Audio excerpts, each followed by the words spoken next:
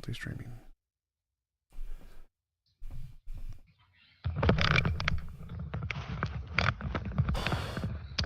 Okay. Are we still there? Yes, I can still hear you. No guarantee this is going to be better, but it's the opposite direction. Let's see. Wow. Well, I always set up in my basement, so come to me. Let's see.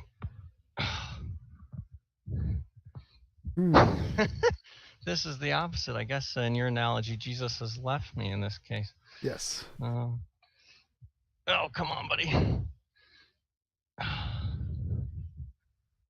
So, how many debates have you done?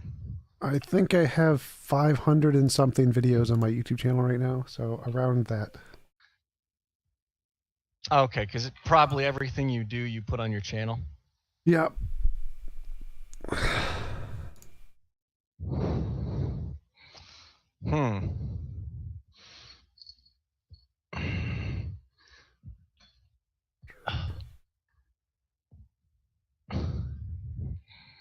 It's okay. That works. That's fine. Good enough. Fantastic. All right. Looks like we are live. Benjamin, thanks for coming on. Appreciate you taking the time to have a conversation with me. Would you mind telling us a little bit about yourself before we get started? Sure. I don't have a very good lighting setup, so I'm currently sitting halfway in the dark. So bear with me.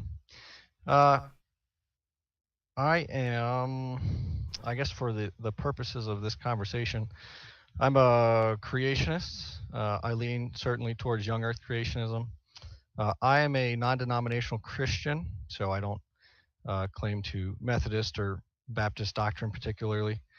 And anything that I discuss, I typically come at it from not a pure presuppositional view, because I do think we need to be a little bit open to discussion. But I certainly lean that way, because from my perspective, if we're going to take God out of the discussion, then it makes certain things a lot less reasonable. So by keeping him in a discussion, it makes sense, because if he is reality, if he holds reality in his hand that we know of, then it would make sense that he's interacting with it and he's part of it. So taking him out of it would make it a lot less coherent. And then I guess from a professional background, I do building automation, a little bit of programming, a little bit of graphics, work with industrial equipment, work in hospitals, labs, different areas like that. And then from a ministry standpoint, I help in youth ministry at our church, and I am on a board for a summer camp. So I kind of help with programming for that summer camp. And I think that probably sums me up pretty good for this discussion. What do you think? Cool. I'm an atheist, which means I believe that naturalism best explains everything about the universe. I don't think there's any evidence of a God. Could you tell me some of the reasons that you think creationism is supported? And I'll tell you my reasons, what I think about those, and I'd like to hear your thoughts on my position. Oh, by the way, we have like 6 comments that someone with hair this good could not be wrong. Well, I'll surprise you. Watch me be wrong. So regarding, I cannot hand you a piece of empirical evidence that's going to say, well, here's creationism, boom. Such as, take the young earth argument, for example. I don't think there's empirical evidence in the sense of, like relating to gravity. We can drop something falls. We have a theory for that called gravity. That's how we explain what we're seeing. That's empirical, it's happening. But as far as explaining the age of the earth, we run into some difficulties in that discussion with what we can actually tangibly hold and do. So I think regarding evidence for God, I would say that existence is evidence. Everything is evidence. Kind of a picture that I paint is, if creation and existence is the event horizon for God. So everything points to him. If you take little bits and pieces, you might say, oh, well, that's just a little spurt of light, or that doesn't really look like much. But when you start connecting all of the dots, all of it points in one central direction. Just like around a black hole, you'd have a event horizon that you can't actually see that black hole with your eyes, but you can see everything going on around it that's pointing to it, quote unquote. So no analogy is perfect, but I think that would be a way that I'd kind of sum that up quickly.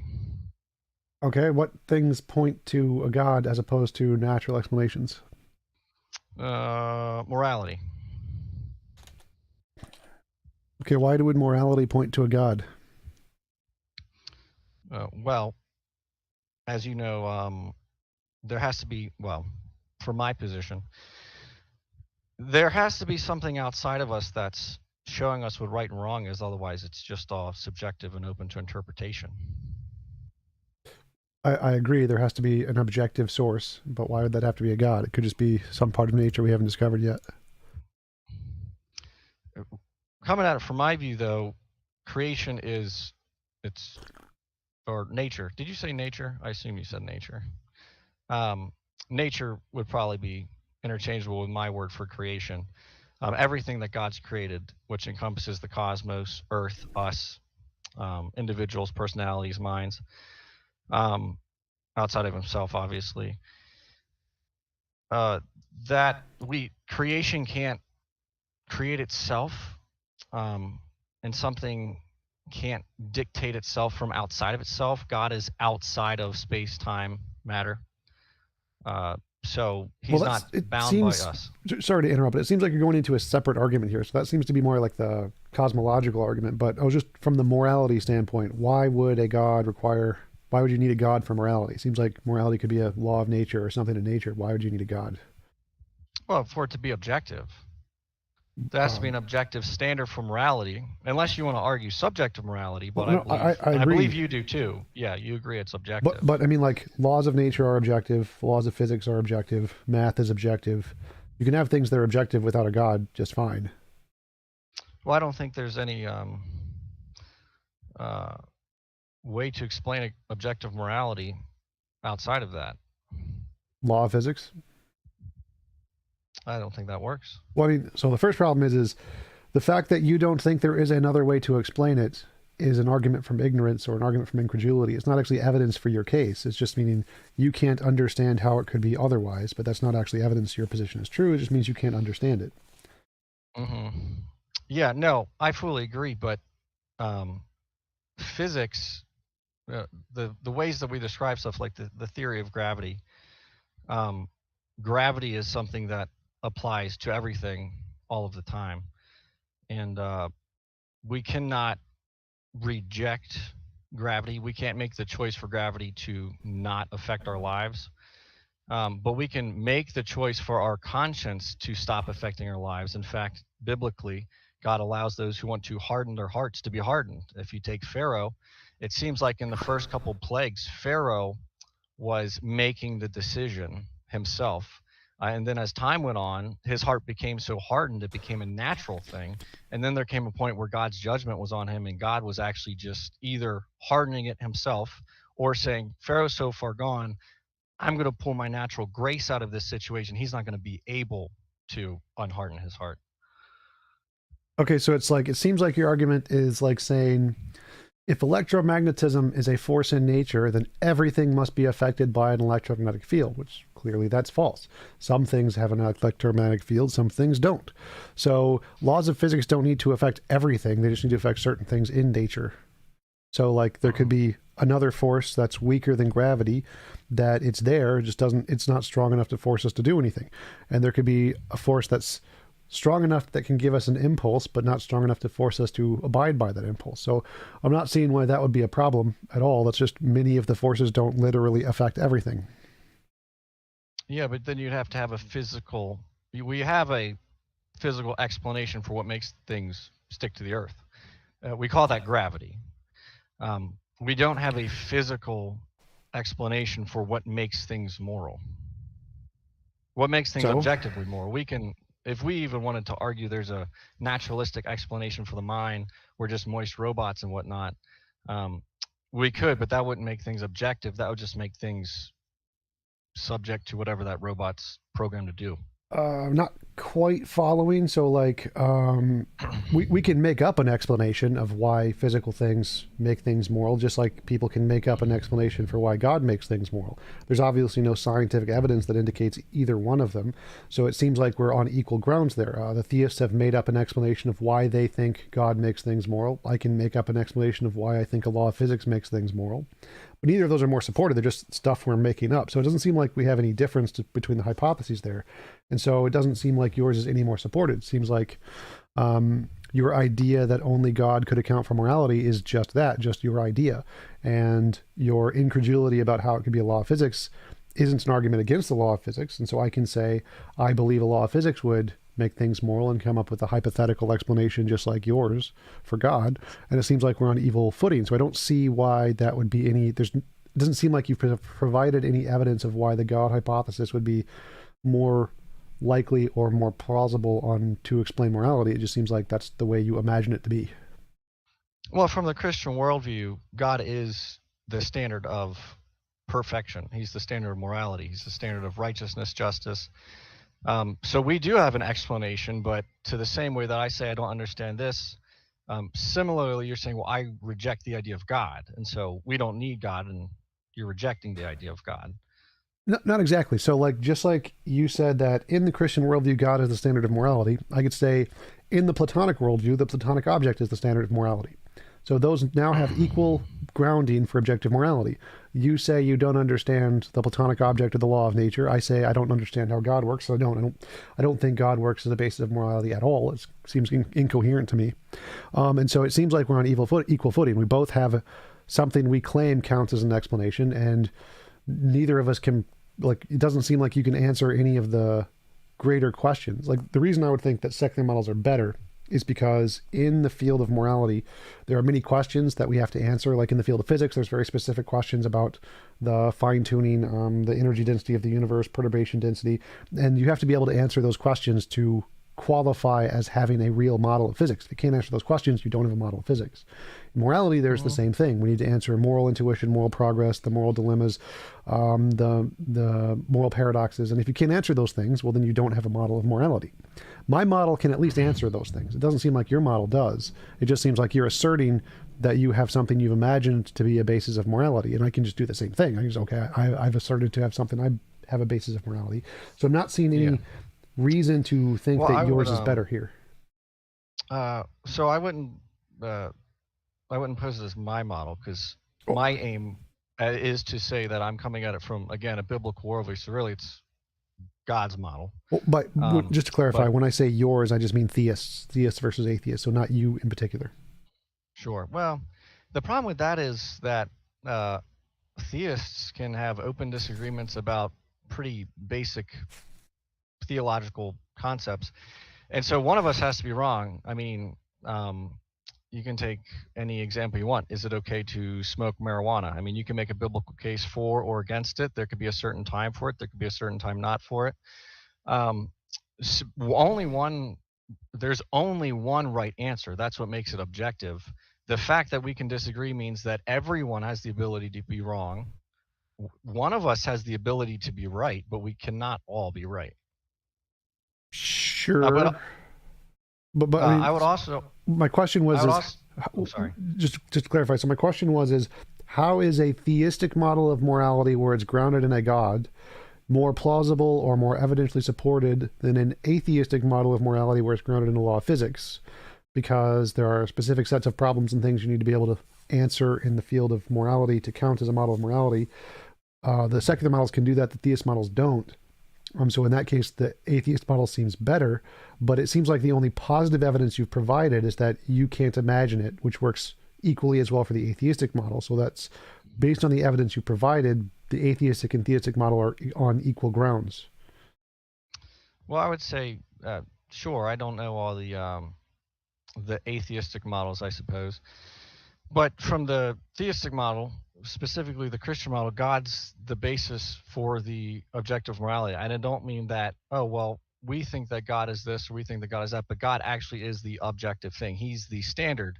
Whereas I don't think that morality actually can be summed up in physics. And I say I don't think that because it doesn't seem logically plausible to me. So if you want to explain your end of it, you can, but God is the objective standard. He is what says right is right, wrong is wrong. He's what it's based against. Because he's outside of his creation, he has the full authority to be that standard. He, by necessity, would be that standard. So, it seems like you're saying you can't understand how it doesn't work, and in your worldview, this is how it works, and you understand that, and you seem to be claiming that that's evidence that your worldview is more reasonable. Now, obviously, anybody in their own worldview is going to say, my worldview makes sense to me, and your worldview doesn't make sense to me. And so it seems like the only evidence you provided is that you subjectively think this one makes sense, and you subjectively don't think the other one makes sense, which isn't actually evidence. So, like, I can say, the God model makes absolutely no sense to me, none whatsoever. Sure. So it doesn't seem like that could work. My model makes perfect sense to me. So I've just provided the exact same evidence for my model as you did for yours. So ours is on equal footing. So you need some kind of objective metric or some criteria or something that the God model can do better than the atheistic model. Oh, probably. Matthew, thank you for the super chat. Really appreciate it. I'm giving that. The objective standard for my model is God. That is the thing that you compare everything else against. What he says is right is right. What he says is wrong. And that's the standard we're going against. Now, if we have to be careful because we can say things like, well, we're built in his image and God has written his law on the heart of humanity. I think you can find that in Romans pretty clearly. It's written on our hearts, as well as you can trace certain common threads of morality through society through all of time. So if we have a creator, that works, and that's fine. You could posit another explanation if you want, but that doesn't mean that it's a better explanation. But to the same degree, we have to understand that we are going to have exceptions to the rule of, because we're built in God's image, we'll all have this common morality, because creation has been blundered by sin. Sin has a negative effect on everything, from natural consequences that hurt people to internal personal consequences that hurt people, including themselves, to any other, to war, to political consequence. I'm Sin lost. invading. So what's up? I'm lost. My question is why is the God explanation better than the natural law explanation?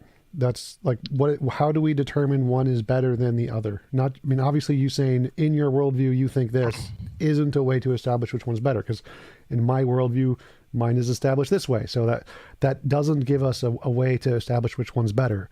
So my question is, how do you establish which model of morality is a better model or a worse model? Well, which one better supports a genuinely objective standard of morality? What do you mean by genuinely objective? Because from my perspective, objective means true, independent of opinion. So laws of physics are truly objective. So if it's a law of physics, it's objective.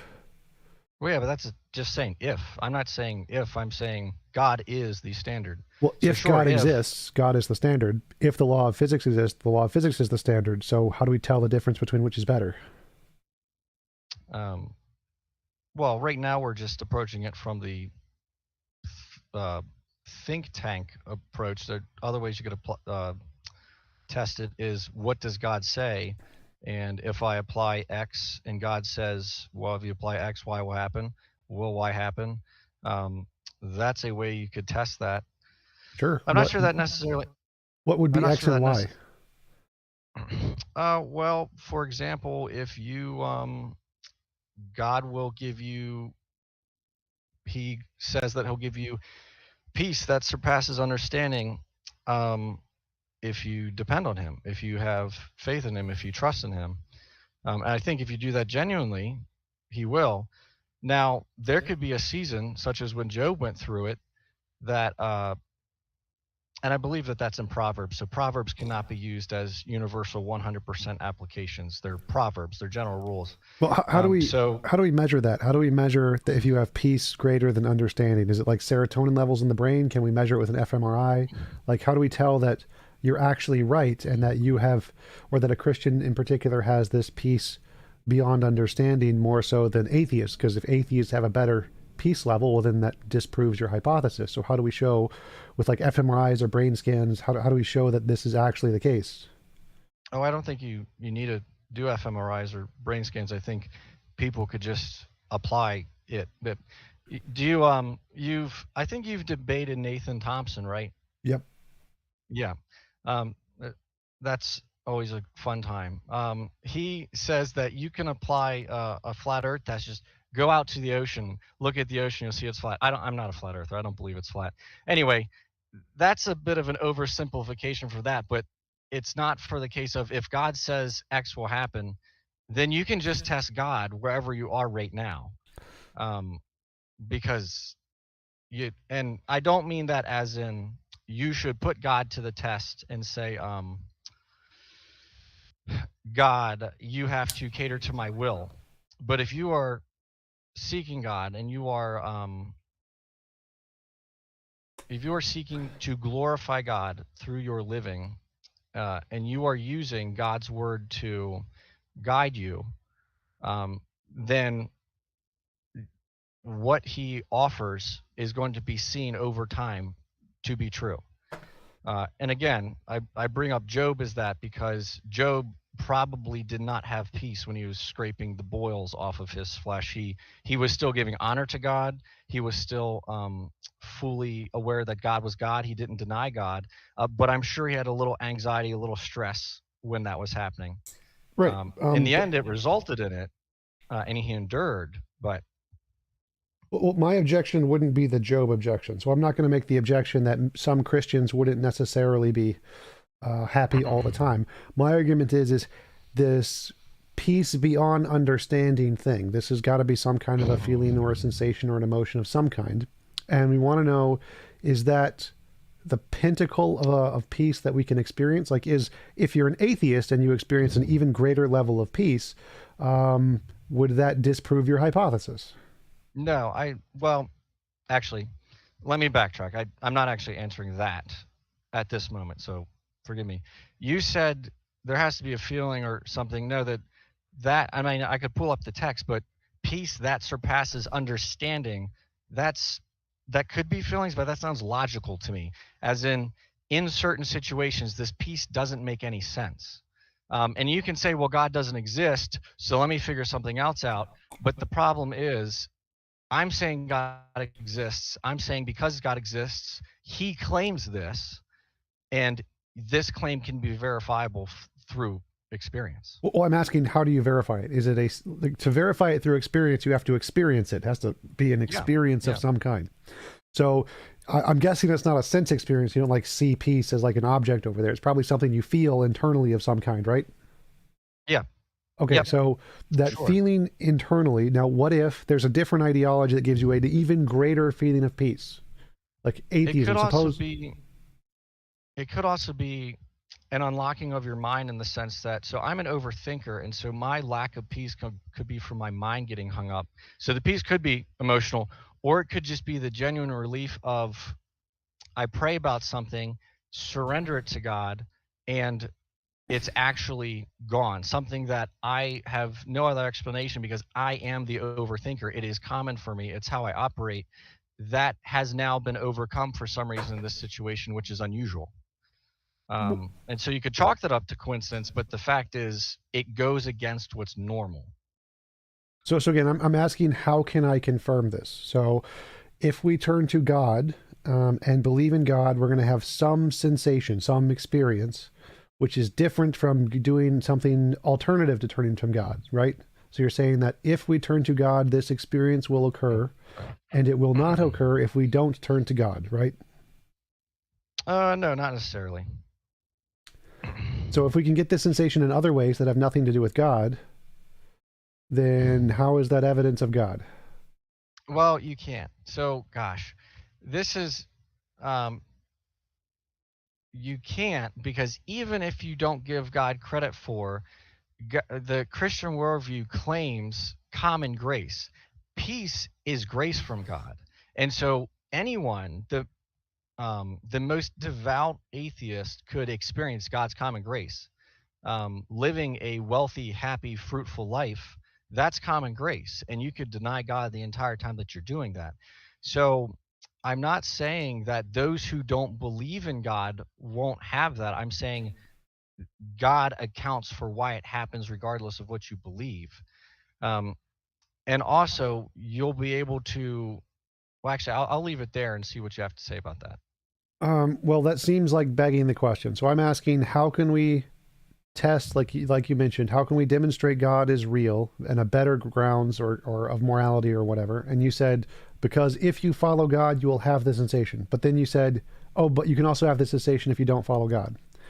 So that seems to undermine your argument. So now your original argument that you can prove God is a better ground of morality because you can follow him and get the sensation is false, because you can get the same sensation without following God, which means you're back to stage one where you don't have any evidence. Well, boy, what a conundrum. So I think we need to back up for a minute. Common grace means that it can happen to you regardless of what you believe. God being the explanation is separate from what you believe. He explains it. You don't have to believe in him, but he is the objective basis for that. Crud, I had another train of thought and I just lost it. Repeat your critique of me. Right. So my argument, what I was asking is why is God a better basis of morality than natural law? And you said the reason God is better is because we can demonstrate he exists through this experiment. He says do X and you will get Y. If you do X, you will get Y. And the do X, I asked, what is the do X and what is the Y? And you said the do X is follow God of some way. Follow the teachings of God or something. And then you will experience this unending peace or this unimaginable peace of some kind. And then I asked, well, okay, can you experience this unending peace without following God? And you're like, yes, you can. And well, that means that it's not do X get Y, because now there's do Z get Y or do A get Y. You can get Y in lots of different ways. So if you want to show that God is more likely to be real by some experiment of do X get Y, you need to give me an example of do X, which is following God or whatever, and then getting Y, which doesn't happen in lots of other ways. Because if it happens in lots of other ways, then it wouldn't be evidence of God, because it could be explained by any of those other ways. Oh, that is not Proverbs. Also, I misquoted that. Will guard your heart's mind.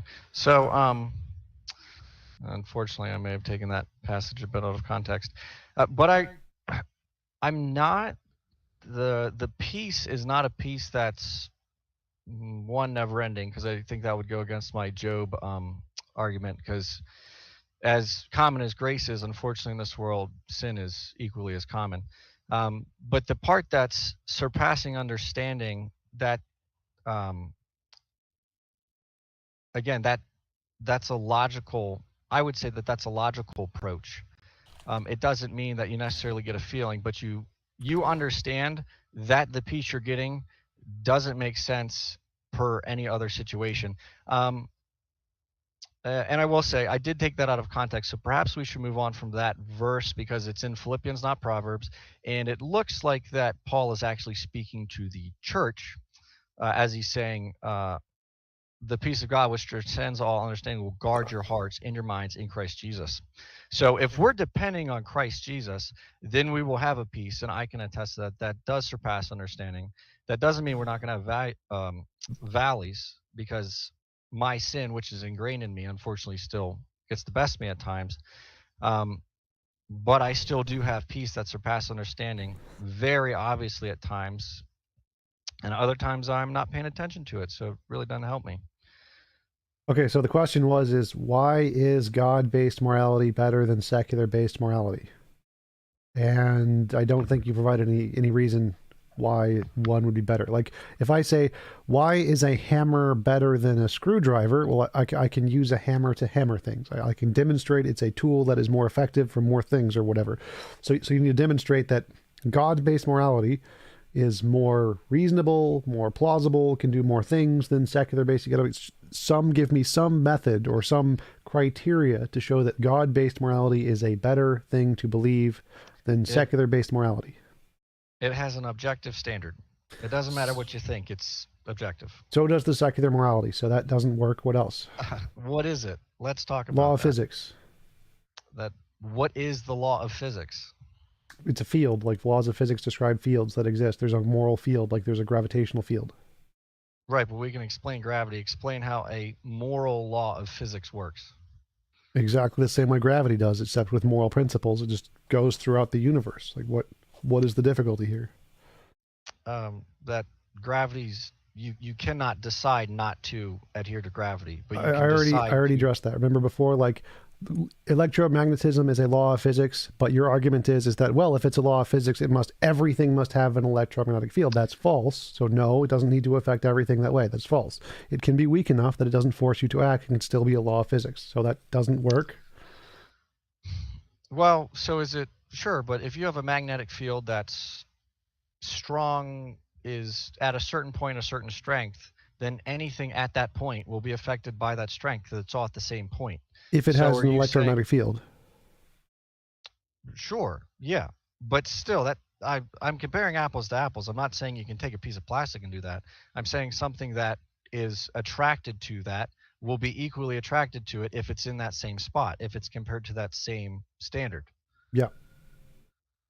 Right. You can't do that with morality, because what's the standard of morality that's binding people like that magnetic field binds anything in that spot? The physical field of morality. It's a field. So it's a field like gravity. There's no problem here. This is pretty easy to understand. Well, no, it is a problem, because there's a whole theory that explains how gravity works to the best of our abilities, but you're just saying there's a field, so that's as good as me saying there's a God, but then it could be Zeus or anything else. But God is, by definition, perfect, unchanging, and because he's perfect and unchanging, he can be the standard because he's perfect and unchanging. So the field is perfect and unchanging by definition, so it can be the standard. Yeah, but it's a field. Yep, which is better than a God. Field, it's a better candidate for perfect and unchanging than a God.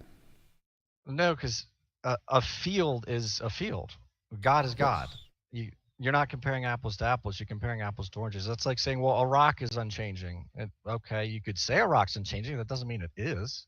God is, by definition, unchanging. I can think of lots of fields that can change. Fields are not, by definition, unchanging. I can think of lots of gods that change. Gods are not, by definition, unchanging. So definitions aren't an argument here. Definitions are the way you think of things. Definitions aren't binding. They're just the way you think of things. So it doesn't actually prove anything. I can just say the definition of the field is it's an unchanging moral field. Okay, problem solved. Like, definitions don't force anything to do anything in reality. Well, you're inferring that there's other gods. Like Zeus, sure, he's changing, but there is a reason that God told us not to deal with false gods, because then it's going to skew what God is.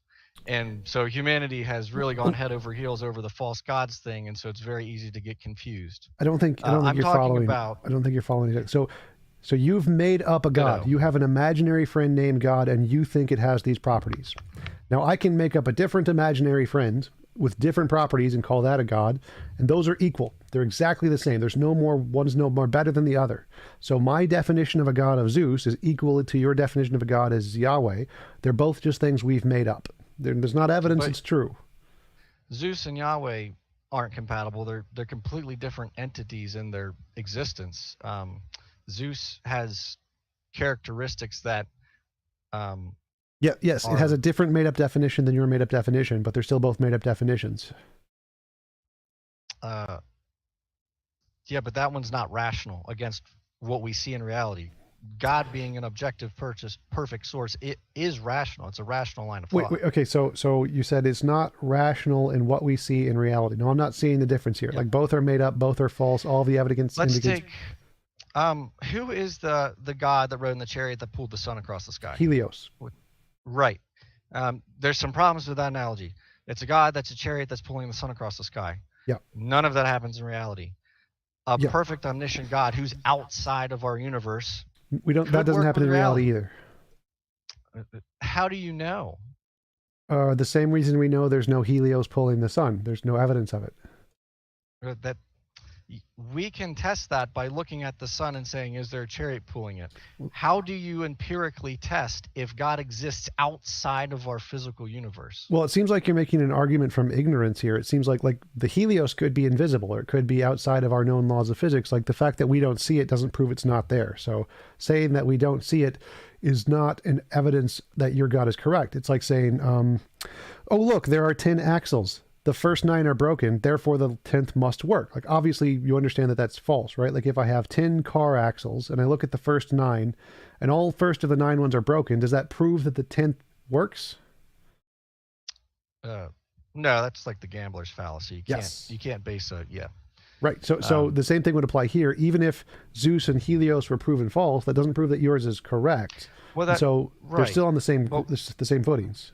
Well, no, it's not. Because what I'm pointing out is Helios has fully testable things that we can say that is just a myth, because there is absolutely no way to verify the claim. God's not claiming to be a chariot. He's claiming to be the creator who's outside of and not bound by this. Ergo, even if we can't understand it, it would be an argument from ignorance to say, well, I can't understand how God could possibly be metaphysical or outside of this universe. Ergo, God can't exist because I can't understand that. That's also an argument from ignorance. Well, no. So again, you're assuming that Helios predicts to be a physical thing that we can physically see, which it does not. It does not predict that. No, none of the Greek gods say that they're made of particles that we can literally see. In fact, they can be invisible whenever they want to. So Helios could be invisible. It could be outside of our space-time, which means the fact that he's a chariot pulling the sun is not disproven. That is not disproven at all. In fact, you can't. It's unfalsifiable, the Greek god claims. So they could still be there. We just can't see them because they're not physical things that we can interact with. So they're the same kind of thing. Neither has been falsified. And this is, again... How do we know Helios claims to be a chariot? Like, the same reason Jesus claims to be a sword. But the claim, okay, so let's take the Helios one. That's fine. That still works in my favor because Helios claims to be a chariot. So it's like, well, okay, that's great. He's on a chariot. Or beyond the chariot, yeah. What can you do to show us that? Nothing. It's outside of our known physics. Sure, but the claim that is being made by Helios is not verifiable. The claims that are made by God are verifiable. Like what? I think you're going to be limited if you think that we can understand everything from a physical premise.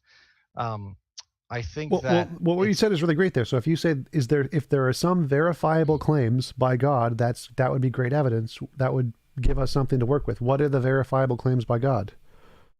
Well, if you trust in Jesus Christ, like it says in Philippians, then it'll give you peace that surpasses understanding.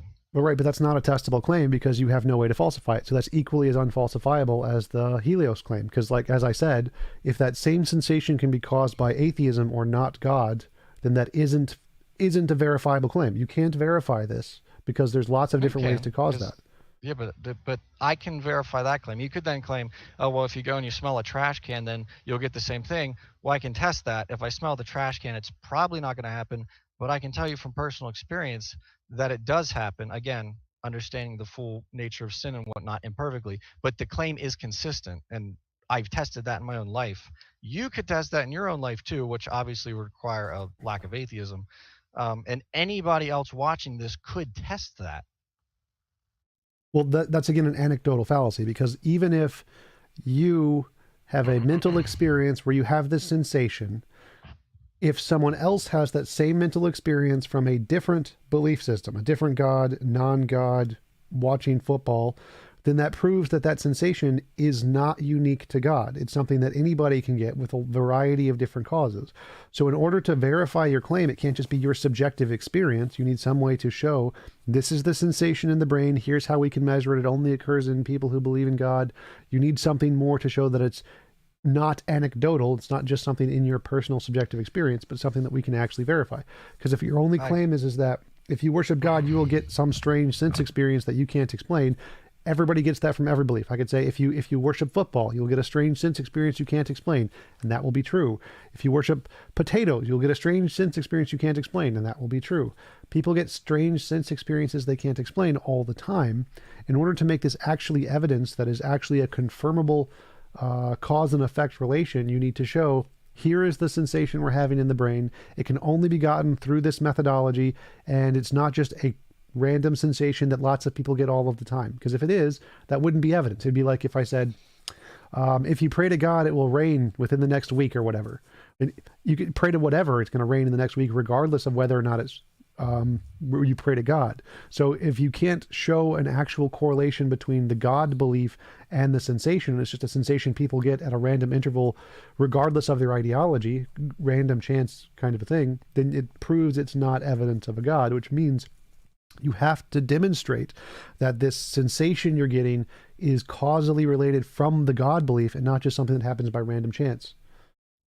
Well, I don't actually think that that line of thinking works, because you can have two separate causes for something that don't invalidate each other. Such as if I'm hungry, I can go eat a sandwich, or I could go get a feeding tube and have things fed through that. One is me literally eating a sandwich. The other one's me being fed mush through a feeding tube. I will still get full from both of those in this experiment, or in this hypothetical.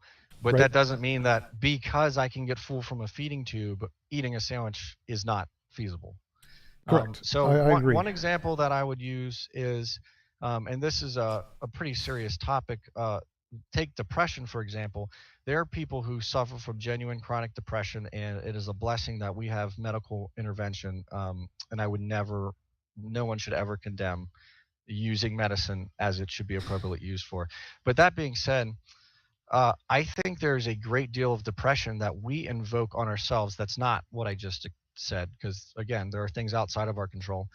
Um, there are things that we can do to put ourselves in a state of depression, and God says, well, if you depend on me, you won't have to struggle with that, because the thing you're struggling with is something that's contradiction to me. So if you keep picking that thing, it's going to keep affecting you in that way. But if you pick me, that burden can be taken away. You could simulate that same effect by becoming dependent on antidepressant. So I think that those are two things that could do a similar thing, but the antidepressant in no way disproves God. Right. So the argument here would be is like, imagine if I said, I'm going to prove the spaghetti monster exists, and my proof the spaghetti monster exists is that the sun rises tomorrow. Well, I mean, that's not proof the spaghetti monster exists, because there's already a natural solution that explains that. So if you're trying to prove something new that we don't have evidence for, you need to provide something that doesn't already have a natural explanation, because if it does, then that wouldn't be evidence of your hypothesis. So it's called, like if I said, I saw a dog, that's reasonable to believe. If I said I saw a unicorn, that's not reasonable to believe. If there's already a natural explanation that we know and is proven to exist that can explain the data, that same phenomenon occurring in the same conditions would not be evidence of some new phenomenon. So like saying the sun will rise tomorrow isn't evidence of God, and saying you get some curing depression isn't evidence of God. It's just evidence of human psychology. Well, comparing, if you take a claim, you have to test something against what it claims. If God claims that he'll do that and he does that, then you're testing him. Again, if an antidepressant claims it will do that, you're testing the antidepressant. If the antidepressant doesn't work and you say, well, this isn't an antidepressant because it doesn't work. If God claims to do that and it doesn't do that, and again, we have to understand that sin does not make it possible for common grace to be perfect. But if it does not do that consistently, if God falls on his claims that he makes, when they are genuinely being implemented, if that's even the right way to say that, then that would be, well, then this is just a bunch of claims that don't actually happen, that don't actually do anything. I want to go back to the spaghetti monster analogy, because that analogy, I don't know how that one has so much traction. I think it breaks down pretty easily. And that might actually be a better one than the I'm terrible with names, so the guy riding the chariot around the Helios. sun. Yes. So I wanted to, so like if you said evidence of God is the sun will rise tomorrow, I can say no, that's evidence of physics. There's something else that explains that. So if you say evidence of God is that I got this super powerful emotional response, I can say, nope, that's just evidence of cortisol working in your brain. So the fact that you claim that this is evidence of God, if it's a super common experience you can get in lots of ways, wouldn't be evidence of God. It's just evidence of the natural phenomenon we already know about. So mundane things that we already know about can't be evidence of God. God will cause the wind to blow tomorrow. Like, no one's going to accept that as evidence because it's already going to blow tomorrow. So if you're Yeah, but predicting things that we already know about, it's not evidence. You have to predict something we don't know about or can't understand or will be higher probability to happen under God or something. Like if more Christians were able to cure their major depression by worshiping God, that would be great evidence. It just doesn't happen. It's false. Most Christians can't. Most people who have major depression leave Christianity like I did. So what cured my depression was sex, not God. And so you can get that curing of major depression in a multitude of ways that has nothing to do with the God. And so God having a religious belief that can cause you to cure your depression wouldn't be evidence that religious belief is true. It's evidence that it causes the same mental phenomenon that all of the other things cause to cause a curing of your depression. So that wouldn't be evidence. But if you want to talk about the spaghetti monster, I actually would say, I don't think that you have statistics to back up that Christians, and I would offer legitimate biblical Christians, not Christians who say I'm a Christian but then go against God's word, because that's by definition not a Christian. But legitimate Christians take sex lives, for example. I'll have to look it up, but I think there was a study done that showed that Christians were genuinely more content in their sex lives with their spouses than secular people were. And that's just one example. So I would argue that, again, holding Christians to the claim of Christianity, Christians are probably less depressed than secular people are in general. I would absolutely make that claim. Now, what resource you're going to use? If you use a secular resource, well, then we can claim, okay, well, a secular review said, of course they're going to go against Christianity. And if you take a Christian resource, then you would hope that they're being honest, just like you would with a secular resource, but certainly there can be biases paired in with that. So I don't actually know how statistically we can prove that. Oh, but we can. Each individual person, like I said, can. Well, statistically, we can prove that. themselves. There's tons of studies on the effects of religiosity and non-religiosity and the effects on society. And there's a Pew Religious Forum survey thingy that compares the different outcomes of more secular to less secular states in America. And the more religious states do worse on pretty much everything: child pregnancy, disease, crime, poverty, just every statistic imaginable they do worse on. So we do have stats on that. So that would, if you're going to go with the stats, we can just look at the Pew surveys data and atheism wins. Well, yeah, but I like Pew. I think Pew does a pretty good job at being unbiased. I appreciate them. They're not perfect, but what does religious mean?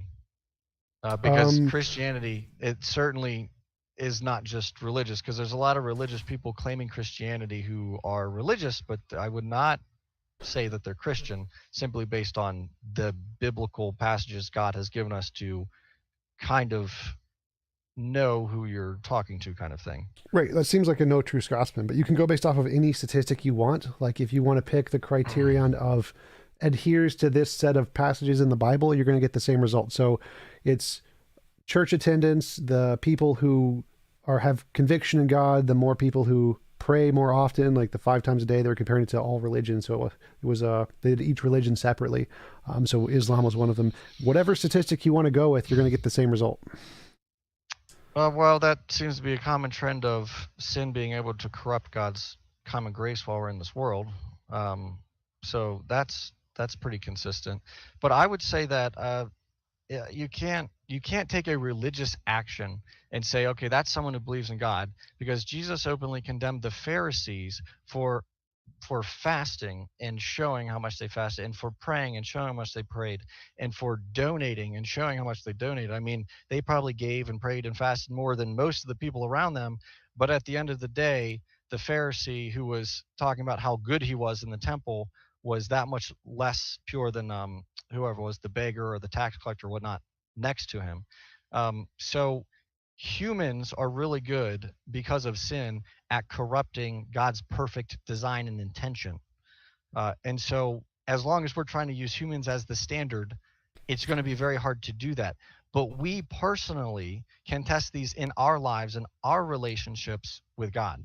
Well, you can't, because that's an anecdotal fallacy. You have to show that there is a difference between the success rate of this, whatever you're testing, and random chance. And you can't do that personally because it's an anecdotal fallacy.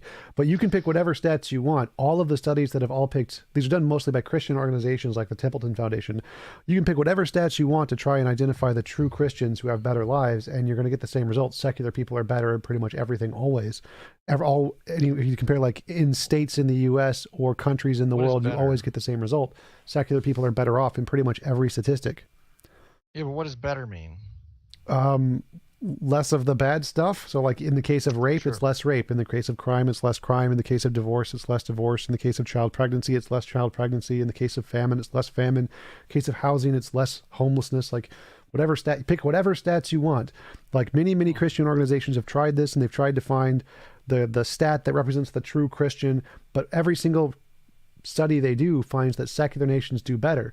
So there's been no successful studies by Christians that have been able to identify that the true Christians are better than the secular organizations.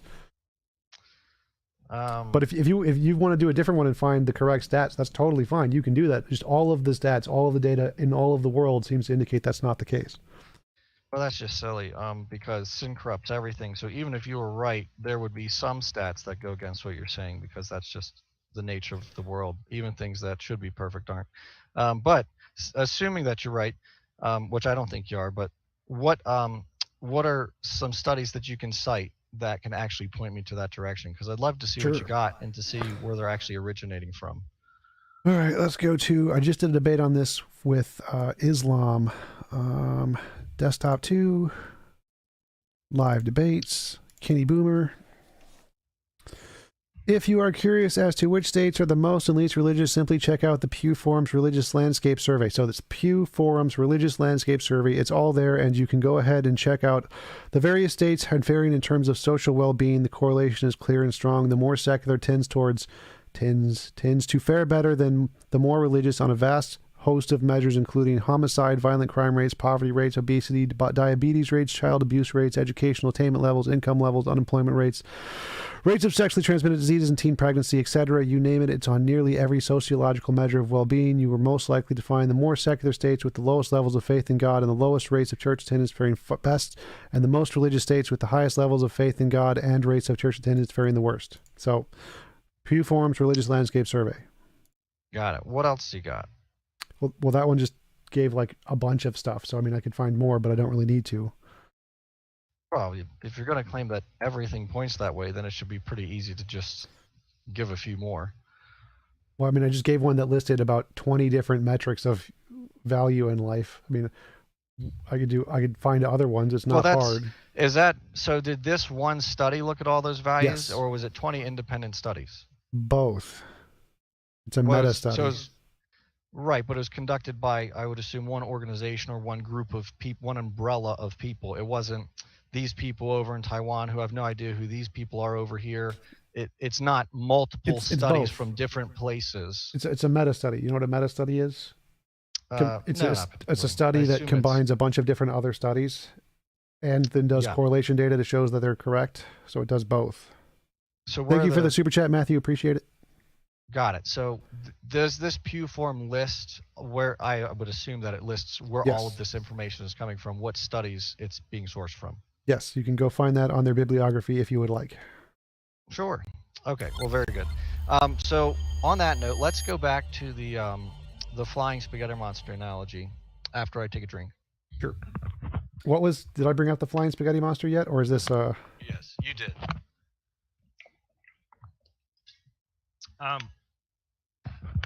So one big thing that I think we're missing here, and this is why it's hard to, So let's go back to flat Earth for a minute. Well, could you tell me what the context of the flying spaghetti monster analogy was? Because I don't remember when I used it. Yeah, it was, I think it was just saying, well, I could say that this flying spaghetti monster is an explanation for X and Y and Z versus your God. Gotcha. I believe that sums it up.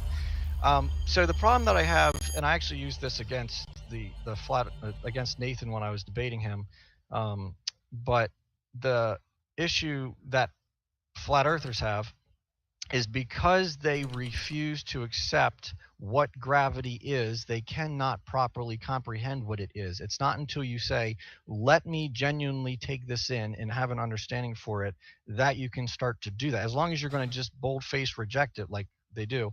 So I don't know where you would fall on that level, but if you're not willing to accept God for who he claims he is, then a lot of what he claims isn't going to make sense. And I come at this presuppositionally because I don't believe that there is, and maybe I'm missing something, but I don't believe there is a successful, purely empirical argument that can prove God, but there absolutely is individually by holding God to his claims. And we have to compare a claimer against his claims to figure out if he's consistent. God is consistent with what he's claiming, and it makes sense in reality. Whereas the flying spaghetti monster doesn't make sense because it claims to be a flying spaghetti monster, and none of those make sense in reality. Well, flying a spaghetti and monsters maybe do, but not together. That doesn't make any sense. I'm not following what you're saying. So, do you understand what logical possibility is in philosophy?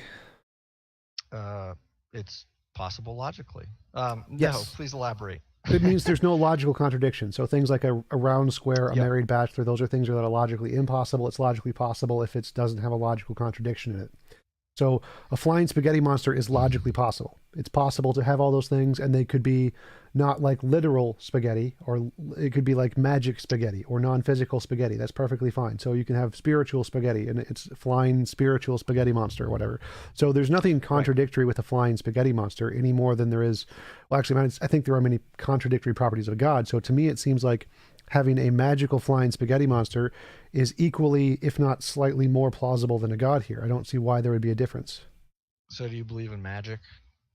No, but it's equally as plausible So as a god. Yeah. No, it's not, because God doesn't How so? claim magic. He claims to be God. He's omnipotent. That's not magic. That's omnipotence. I don't see the difference between a spiritual supernatural realm and a magical realm. Like those both seem to be equally as plausible here. Why?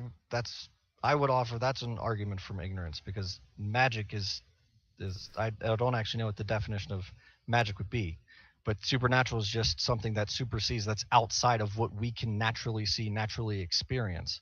God, if we are the creation and he is the creator, that would mean he can't be bound by what he created.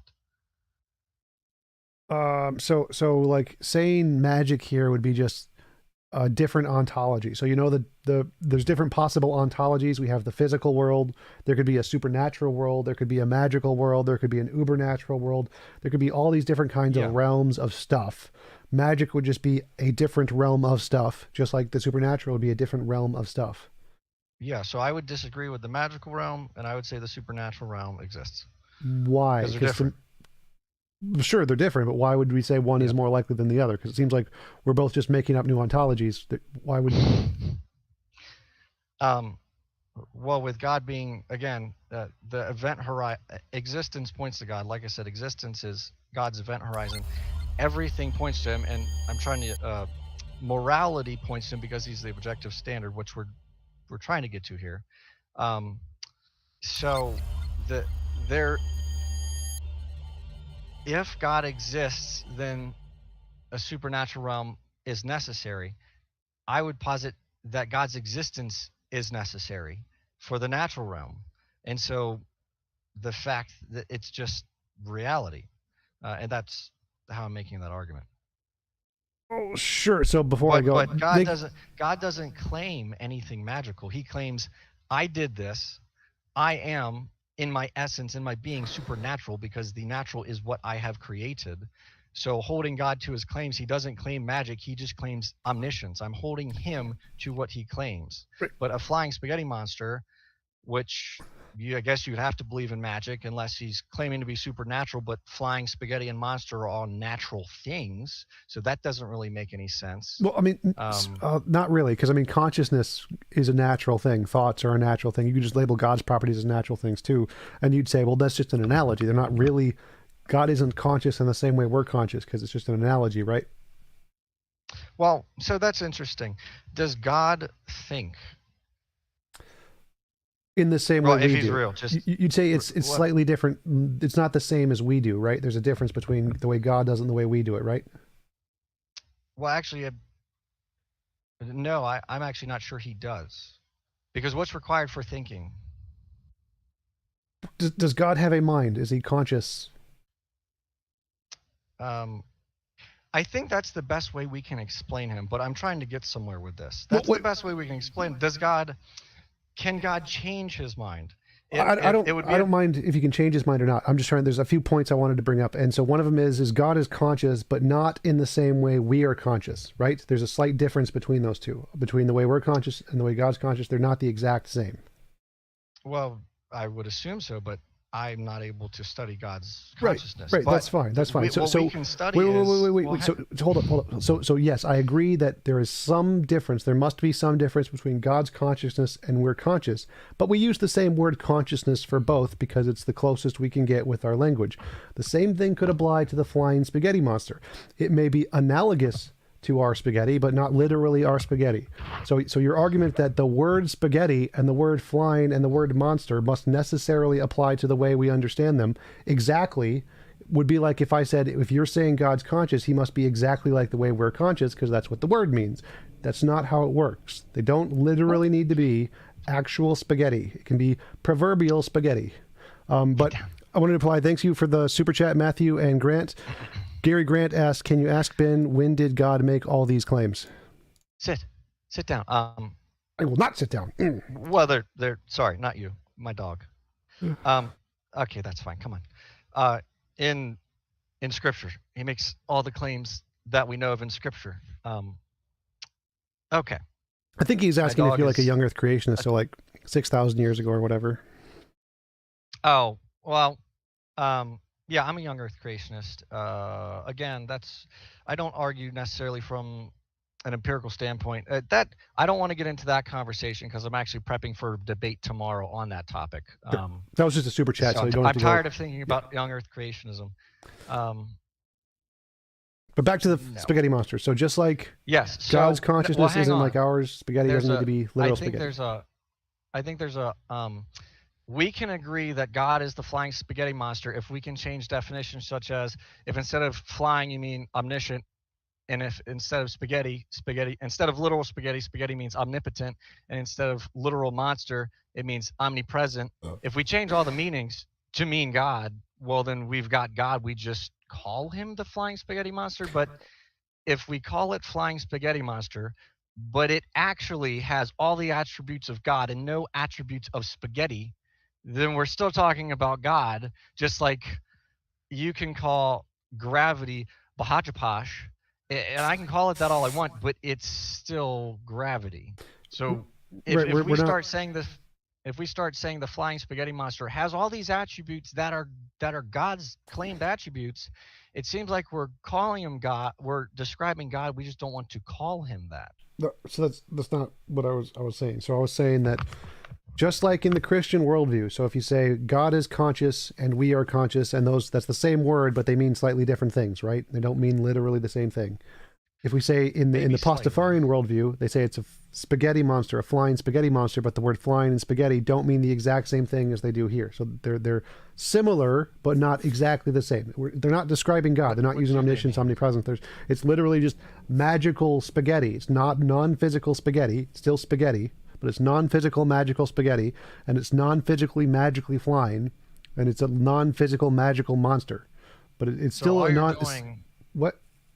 So all you're doing is taking the physical thing we have and adding magical to it. Yes. So it's just like you're taking consciousness and adding some new properties to it to make it like God. We're just changing it slightly, so it's analogous. Well, no. So you might have to fully reformat a definition. For example, when God wipes out the earth with Noah's flood, it says he regretted making humanity. God does not have the ability in omniscience to regret, but that is the best way he can convey what is going on to humanity, because we have no idea what it's like to be omniscient. Right. And so that's when he says regret, it's actually not regret. Like that meaning would change completely, but it's how he's describing what's going on to us. So it's not regret plus magic. It's actually him expressing himself in a way that doesn't mean literally regretted. So it's not literal spaghetti with magic sprinkled on top, just like it's not literal regret with magic on it. It's a full different definition. Right, exactly. So magical flying spaghetti is just the best analogy the flying spaghetti monster can give us to try and help us understand his magical realm and what he's made of. Right, but that's why I don't believe in the flying spaghetti monster, because it's the flying spaghetti monster. That has that if the flying spaghetti monster can offer a a perfect and an unchanging basis for morality, then it is God. We're just calling it the flying spaghetti monster. But if it can't do that, then it is certainly not God, because that's what God claims to do. Well, again, it seems like you're presupposing there's only one way God could be, and that's false. You can have there's many different ways an omniscient being could be, an omnipotent being could be. There's like there could be one that Well, only not wants what? you're presupposing that God isn't real, because if God is objectively one God, if Yahweh is the only one, then no others have the ability to exist. So you are assuming that God doesn't exist, or all gods are equal or fictional, which No. again, you then are you're having the flaw you're trying to push into my argument is actually the one being exposed in yours in that basis. No, because all I'm using is logical possibility here. Is there a logical contradiction with an all-powerful, magical flying, magical spaghetti monster? No, there's no Yeah. logical contradiction in those things, as far as I can tell. Well, there's I guess um sure, but then let's test that. There's no logical contradiction with me being able to make my hair disappear, but there is a contradiction with reality, because even though it's logically plausible, it's not real. Like it can't happen. So Wait, there what do you is mean? no Because to me, it seems like it's equally as possible for the spaghetti monster to exist as for the Christian God to exist. So I don't see the difference between the two in this example. It well, seems like that's they're what I'm that's why I'm saying it's important that we test something against its claims. I'm claiming I can make my hair disappear. Fully logically reasonable. Okay, we'll do it. I can't. I cannot make my hair disappear. That's not something that happens. If we test God against his claims, there's no confliction with reality if we're taking God at his word, not at our assumptions about him. That's why we have to compare God to what he claims. well. It's So like if well, there's two things there. One is that I see more errors in the Bible, the Christian Bible, than I do the Pastafarian Bible. The Pastafarian Bible is pretty well grounded on science, so it seems like that's more accurate. So it seems like the Pastafarian God is more in correspondence to reality than the Christian God. And the only example that you've given of being able to test God is something that is pretty common psychological feature that you can get a lot of ways, just like the rain falling and making the grass wet. It's not really particularly good evidence. So I'm not seeing what your examples are here, because to me it seems like Spaghetti Monster's book is more in correspondence to reality and has less mistakes. The Bible has tons of mistakes and doesn't correspond to reality, and you haven't provided any way to test God that isn't something that's mundane that we already know about.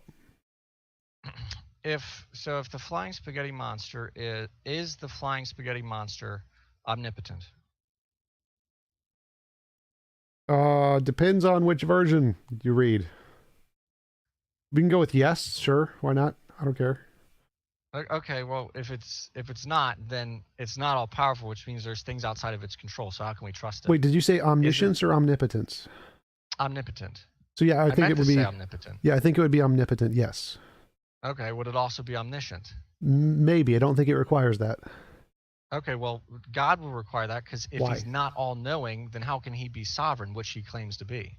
Why would I don't understand the word either of those words here. So I don't think if something's omnipotent and it created the universe, it can be God, and it doesn't need to be sovereign or omniscient. Like none of those, neither of those are Oh, I required. I changed the word. I changed the word to omniscient there Yeah, at the end. yeah, So is right, omniscient. right, So omniscient is all-knowing. right. You don't need that. You don't need that to be God. There can be a God who created everything and isn't all knowing. Uh, I wouldn't agree with that, but Why? I don't know how that would work. Which is a claim from ignorance. So just stand by. Let me think about that for a second. Um, well, because if he's not all-knowing, then it goes back to reliability. We can't trust him if he's not all-knowing because he doesn't know what's going to happen. So any promise he makes to us could just fall flat. Well, why does that make him any less God? If he's the most powerful being who created literally everything else, he's still God. Doesn't matter if he's trustworthy. Well, sure. No, that's fine. If you want to posit an untrustworthy God, that's fine. But going back to objective morality, if we are getting our standard of objectivity from God, we should probably be able to trust him. He should be trustworthy. And so again, I would say then omniscience is required, because if he doesn't know everything, how can we truly trust him? And if he doesn't know everything, then how can he be unchanging? How does he know he's going to not change when he makes us that promise? I'll address that in 1 second. We got a super chat. Thank you, Shadow. Well, here goes to the Grubhub money question for the guy with the weird afro. What century were you born in? You have a nice style there.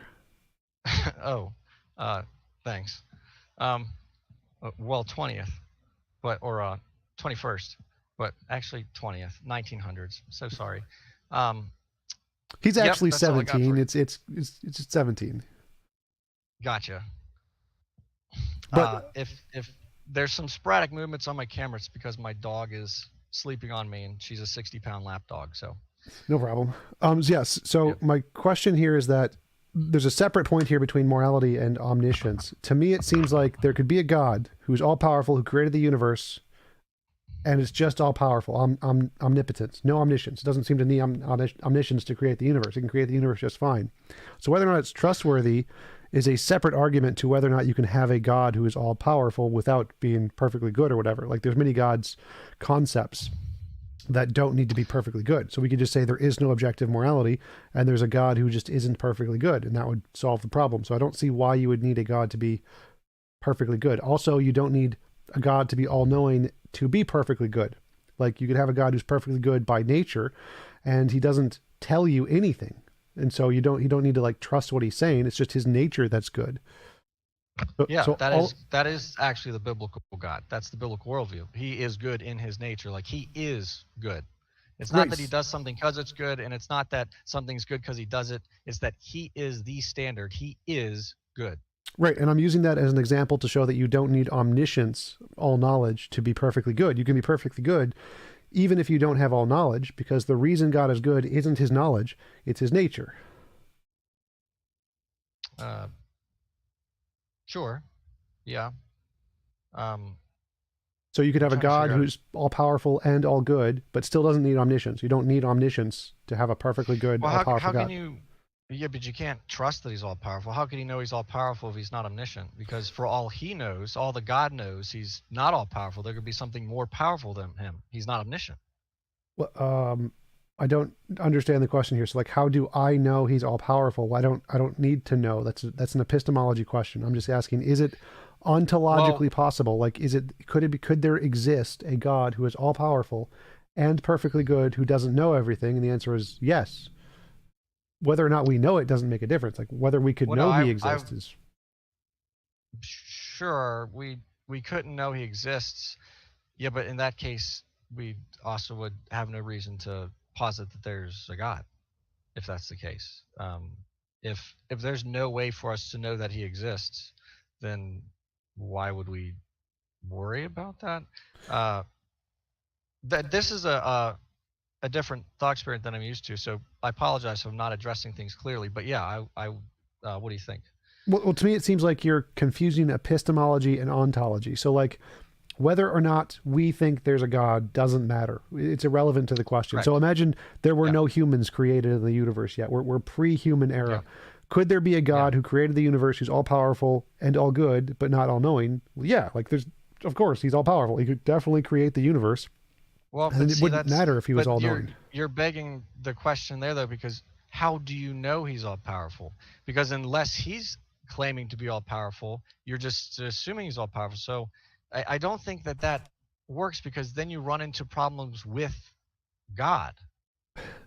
Well, so I'm asking about the problems with God part. Whether or not we know doesn't provide any problems for God. So if we know God is all powerful, versus we don't know God is all powerful, neither of those things are a problem with God's nature. There's no internal contradiction with God either way. Whether or not we exist poses no problem to God.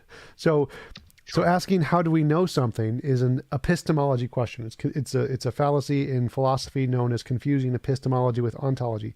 Trying to ask how you would know something is irrelevant to the case of whether or not it's true. So the truth of the statement. I think I got it. Okay, so I am saying that a God, I'm arguing that a God cannot be omnipotent without being omniscient, because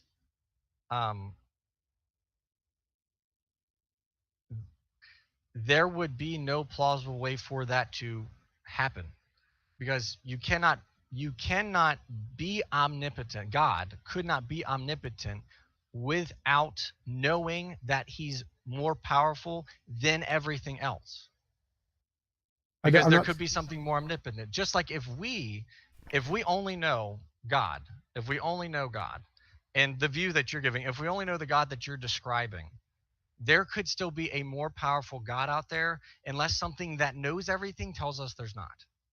So I would agree that us knowing something is separate, but I don't think that it works saying there's something all powerful without knowing if there's something more powerful, because then saying all powerful becomes subjective. Could something be all powerful and not know it? Like, could it be the most powerful thing in the universe and just not know it?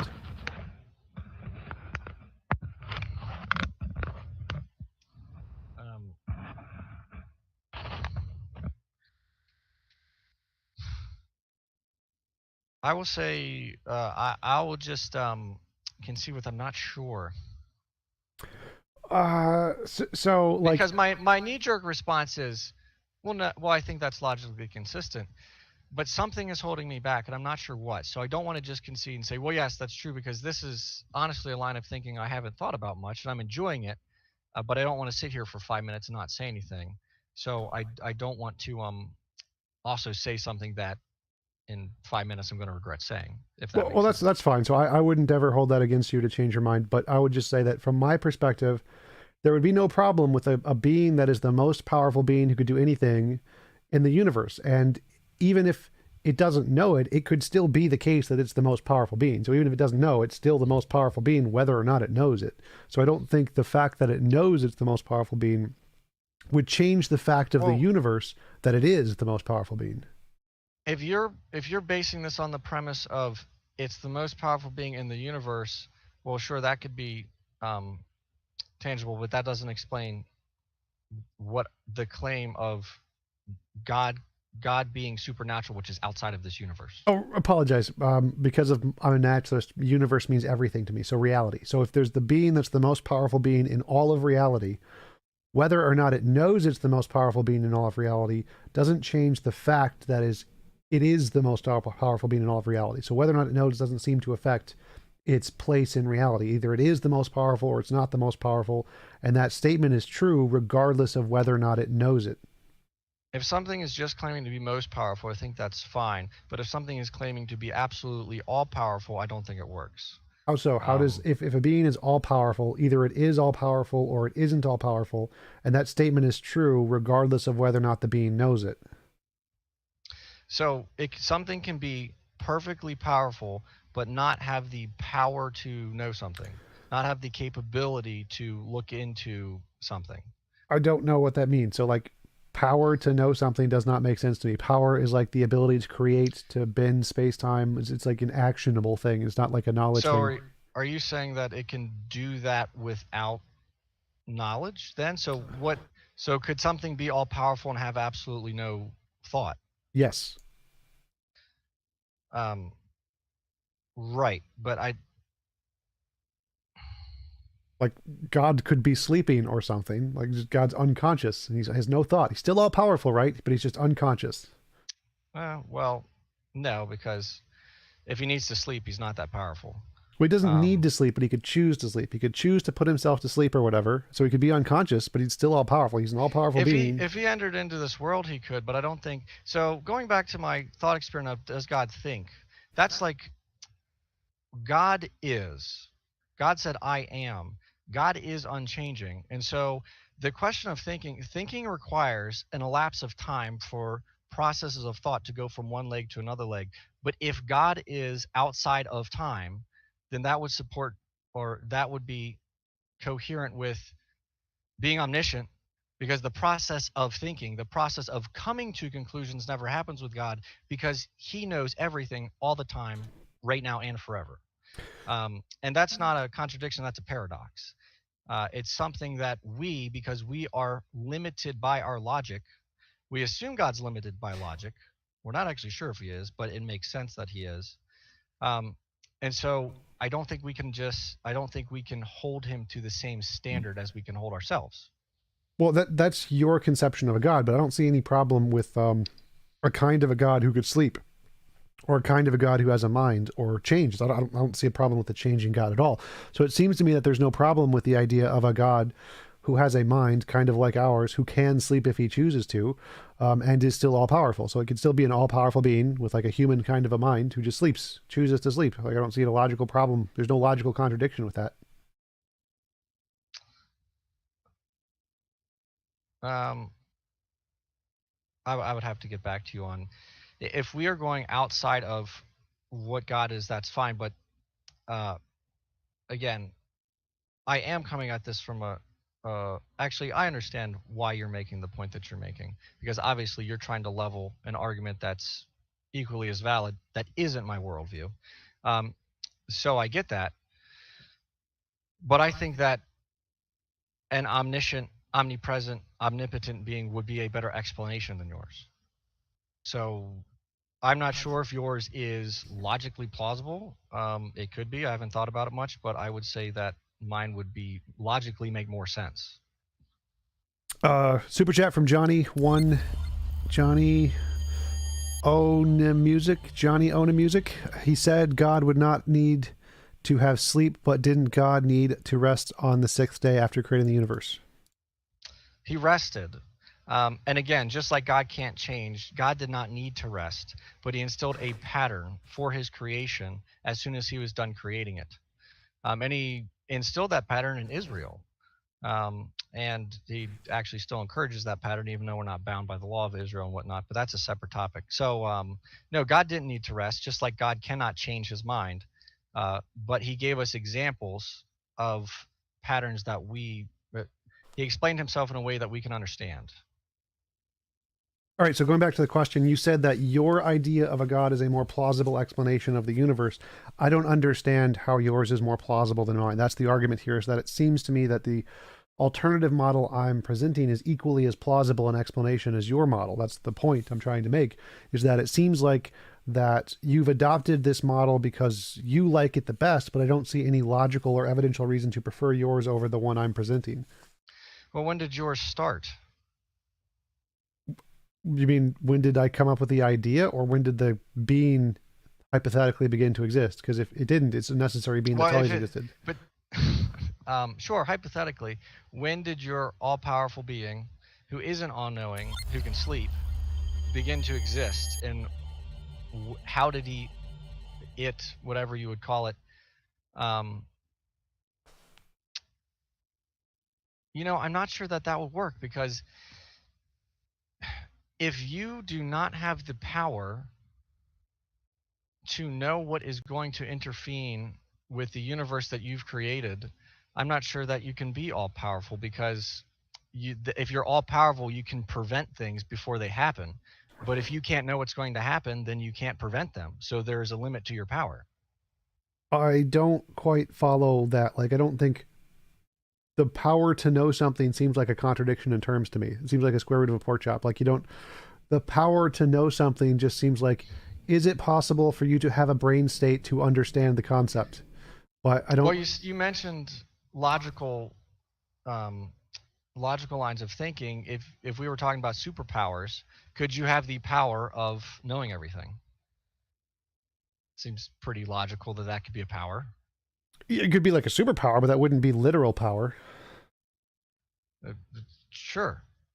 So I think that in order to actually be all powerful and to have the ability to use that all powerfulness, you would also have to be omniscient. Otherwise, again, I don't think that you can be all powerful and say, well, I have the power to prevent anything, even though I don't know that anything is coming. So anything could come and surprise me, but somehow I have the power to prevent it, even though I don't know it's coming. So you could address it once it gets here, but you can't prevent it. You don't have that power because you don't know what's coming. Doc Palermo, not thank you for the super chat. A transcendental being must be timeless and cannot know propositions about the past and future, but such a being must know these propositions, so it is impossible for a transcendental being to be omniscient. Says who? Well, he's saying that if a being is unchanging, then it can't know facts, because knowing facts requires time. I disagree. I explain that through God's being. He doesn't change. Through God's, I don't think that God thinks. I think we can understand him as a mind, but I don't think he thinks because he already knows everything all at once, all at the same time. It's the knowledge is always there. It's always been there, and it will always be there. The universe he's created is based on a timeline. God is not based on a timeline. He's outside of time. Okay, so back to the point, mine would be is that I don't see any contradiction with, like, you asked earlier, can there be an all-powerful being that has no consciousness? I would say yes. Like, there could be just a field, an infinite field that has energy to create everything. And it's a kind of like a quantum field that emits things randomly or whatever, or has a nature to emit certain patterns or whatever. And it has infinite energy, so it's all powerful. It could create or destroy everything, but it has no knowledge. So I don't see a logical contradiction with this. I don't see any connection between omnipotence and omniscience in that you need knowledge to have all powerful. You could be all powerful to create everything, infinite universes, whatever, just fine without any kind of knowledge.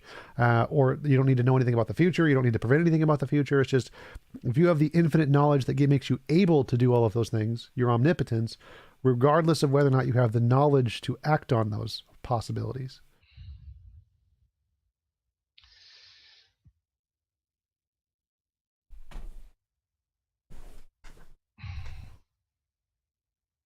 I don't think that I did get a bit lost with that. Okay, so I do apologize. No problem. So the way I see it is I don't see any logical contradiction with a being, like being in philosophy just means an object that exists, a being all powerful, like a field, like a quantum field, who is all powerful. So it's omnipotent, has enough energy to create or destroy everything infinitely many times over, but it has no knowledge. So it can't look into the future and say, a ball is going to hit the earth or whatever and then prevent it, because it has the power to do so. If it knew or had this desire, it could absolutely have the power to change this, but it doesn't have any knowledge. So it's still all powerful because it has the power to be able to do anything, regardless of whether or not it has the knowledge or consciousness or desires to act on that power. So the only thing that seems to be required for omnipotence is that it has the ability to do anything, regardless of whether or not it knows or desires to do anything. So there could be an all-powerful entity that does nothing. Right, but right, because it chooses to do nothing. I don't think you can have an all-powerful thing that doesn't have the ability. Apologize, that was my cats. I don't think you can have an all-powerful thing that then doesn't have the power to do anything because it does nothing. That seems to be a contradiction. Wait, I'm not sure what you mean by doesn't have. Like, if it has the power to do it but doesn't, it still has the power. Like a battery that's charged, it's full of energy. It's just not doing anything with the energy. Thank you for the super chat, Matthew. So it's choosing not to do something. No, like if it has no consciousness, it's just literally not doing anything, but it has the energy within it to do everything. Well, I think we're getting into this weird, a weird realm where we're not. It's almost a non sequitur, because the God that I'm positing, it wouldn't be bound by that kind. I think it's how you said power, or words have a certain difference in meaning. God being omnipotent and all powerful means things. He has the power to do things physical as well as non-physical. but I'd be happy to agree with that. Like this field could have that same power to do things both physically and non-physically. right, but a field is bound by something. An omnipotent, omnipresent, omniscient being is not bound by something. I don't know what you mean there. So I don't know what you mean by bound something. If it's the essence that grounds all of existence, it's not bound by anything. It is everything. Um, the essence that grounds all of existence. Yeah. So like, in Well, fields like in sure, physics, yeah, it's right. I think you're missing a few things, but yeah. Um, well, that's what I say. What a field is like. Fields are the things that ground all existence. So it would make sense that a field was the things that ground all existence. but how does a field do that? I don't know what you mean here. Fields are literally the stuff that makes everything else up. Right. So I think this is just where my ignorance comes into this. Um, a field is something that explain that. Explain how you're using field. In physics, a field is the substance that makes up everything in the universe. It literally is the smallest constituent part that makes everything that exists. Okay, right. So that works for a universe, but then you'd have to go back to origins. If we're going to talk about stuff that's in our universe, where did the universe come from? The Because I think fields. that the trouble is where it seems like you're trying to get me to argue for God inside of the universe because your use of the word universe means everything, but by definition, my use of the word everything means outside of the universe. So I think the problem is we're arguing on different objective terms, or on different terms or on different foundational terms here.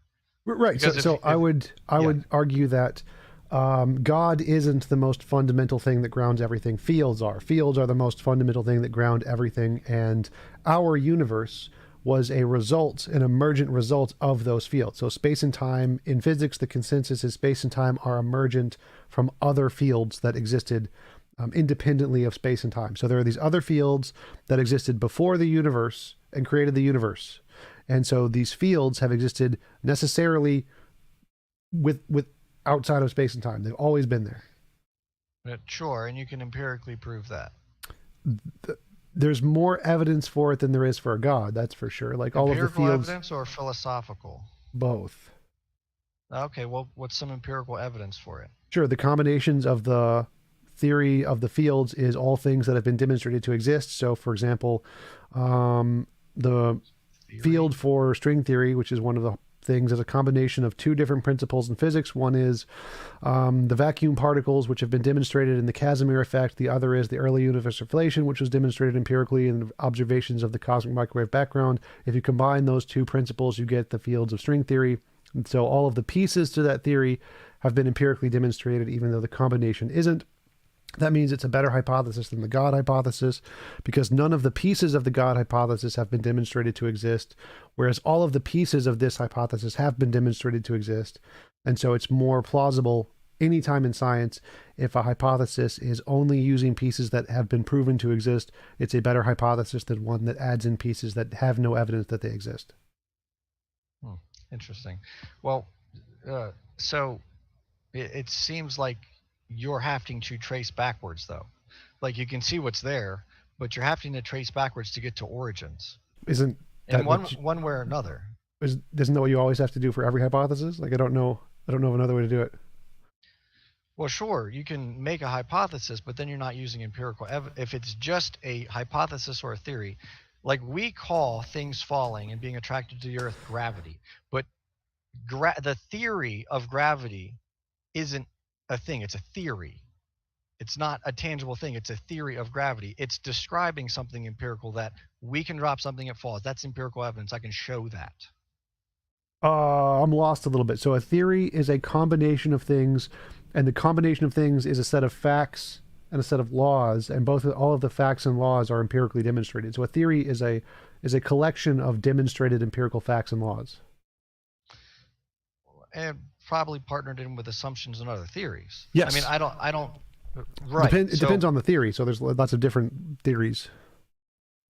right. Like you can, take, you can take anything you want that is a fact and yoke that to a theory that makes a bunch of assumptions, and that theory can be completely wrong.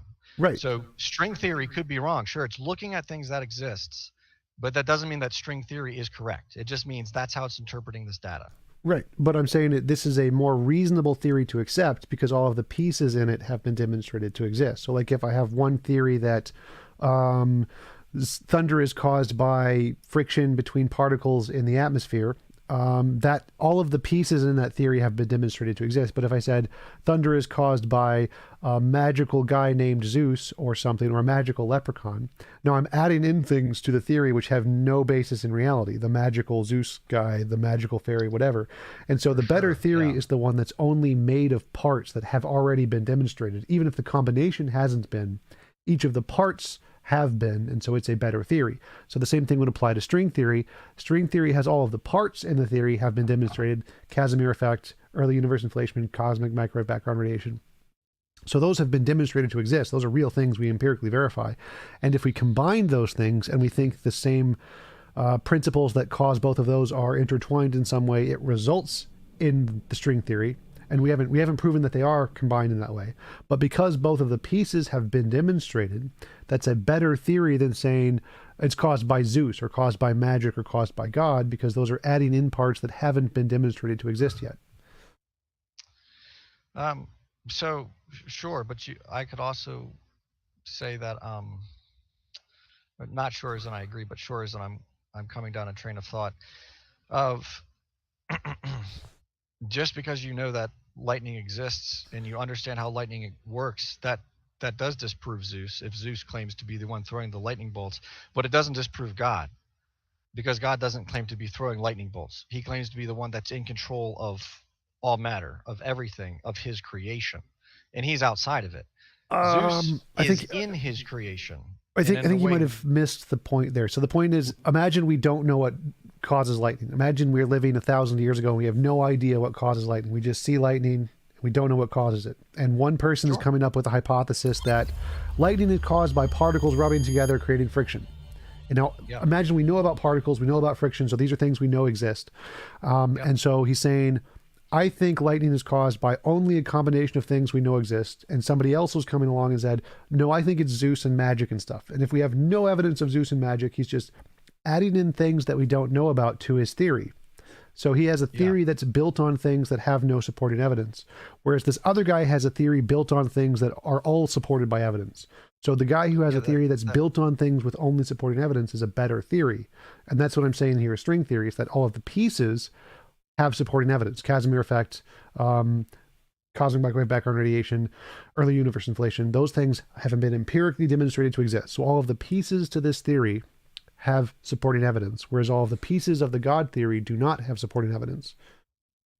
Let's so I cannot argue that level of cosmology with you, or string theory.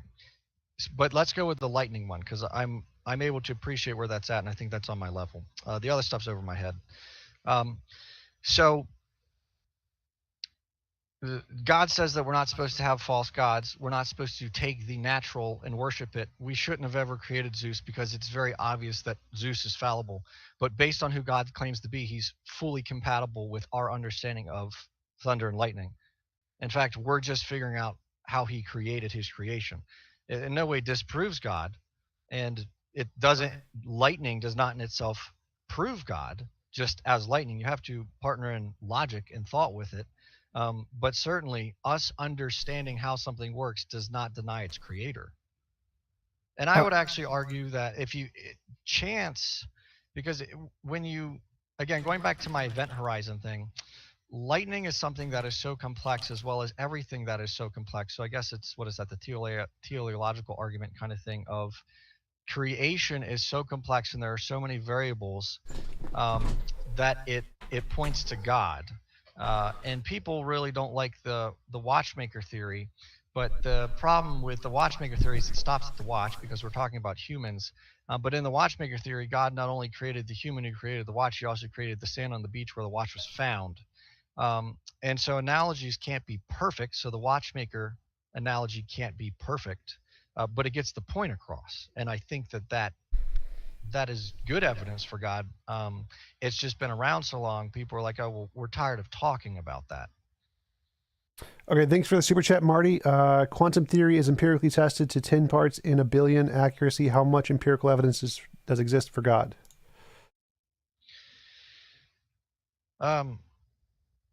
Well, I've already said I'm not sure I can make an empirical argument outside of myself. Anybody can test the claims of God themselves, and when you do that, you can't just say, "Okay, God, I'm here. Give me this," because if you read Scripture, it says that's not how God works. If you have a understanding of how God is, well, then you can enter into that relationship with Him, and that's what it is. God's not just a dictator, not just a dictator. He's not a dictator. not just a um, dictator. not just a dictator, because you can have a relationship with a dictator. It's just not a very good one. God is not a dictator. He is our creator. He's our father. That's how he describes himself as. So he wants to engage in a relationship with us. I don't know how I got into that tangent. Where was that question even at? He asked how much Oh, empirical evidence was for God. I'm not trying to prove God empirically. I can speak on my own experience, and then I can talk about uh, theological and biblical topics. But I'm not going to be able to say, well, let me drop this rock and show you that gravity is well supported. I can't do something and show you God. And as far as the string theory comment, again, that's outside of something that I've studied.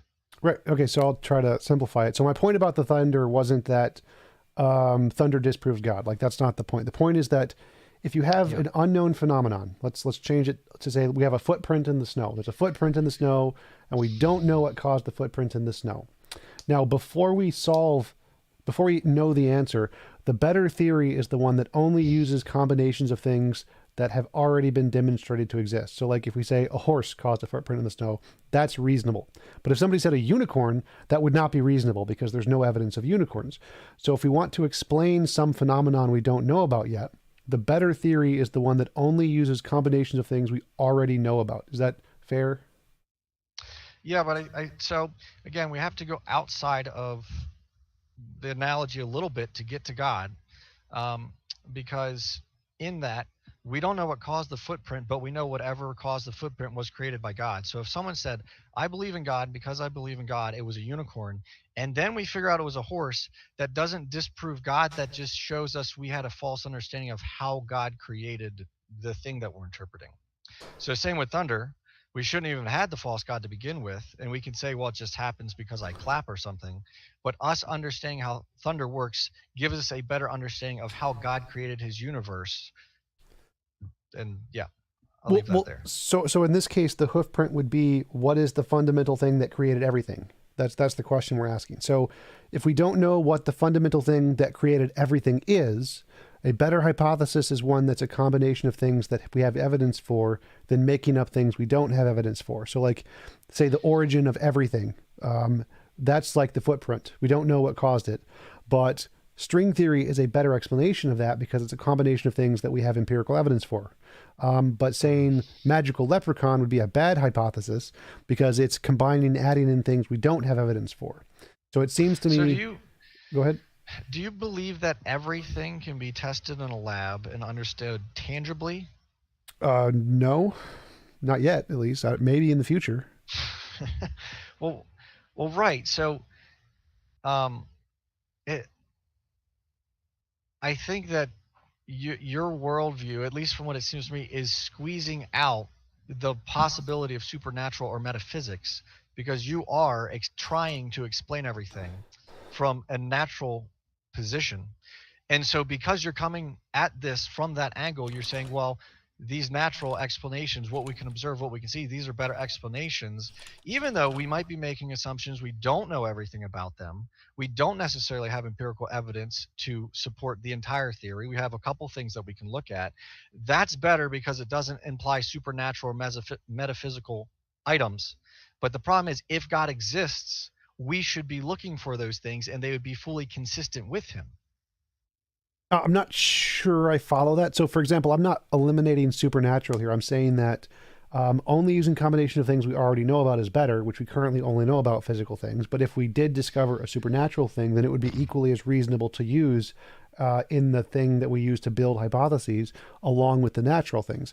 So my position is that once we demonstrate something, like in order to show that something is real, we have to have some methodology we can use to differentiate real things from imaginary things. It's just something we made up in our head.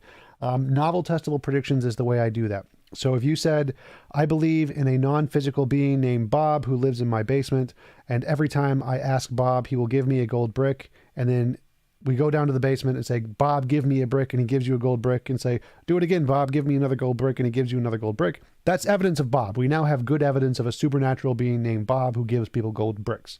So we could now say, if there was a gold brick that appeared in our backyard, maybe that was Bob, and that would be perfectly reasonable because we already have evidence Bob exists. But we couldn't say it was a leprechaun because we don't have any evidence of leprechauns. We could go with Bob because Bob we know exists. We could go with Bill Gates because Bill Gates exists. Bill Gates just dropped a gold brick there because he's crazy. Either of those would be better hypotheses than leprechaun because we have no evidence of leprechauns yet. So this doesn't exclude the supernatural, but would you agree that if we have evidence of some things, those things are better things to use when we're trying to explain something we don't understand than adding in new things we don't know about yet? I think I think evidence, I'm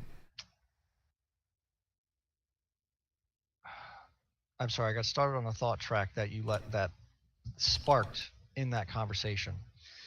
So I think we have to consider what evidence means. So let's just ignore, for the sake of argument, all of the biblical contradictions that you could come up with that we could discuss.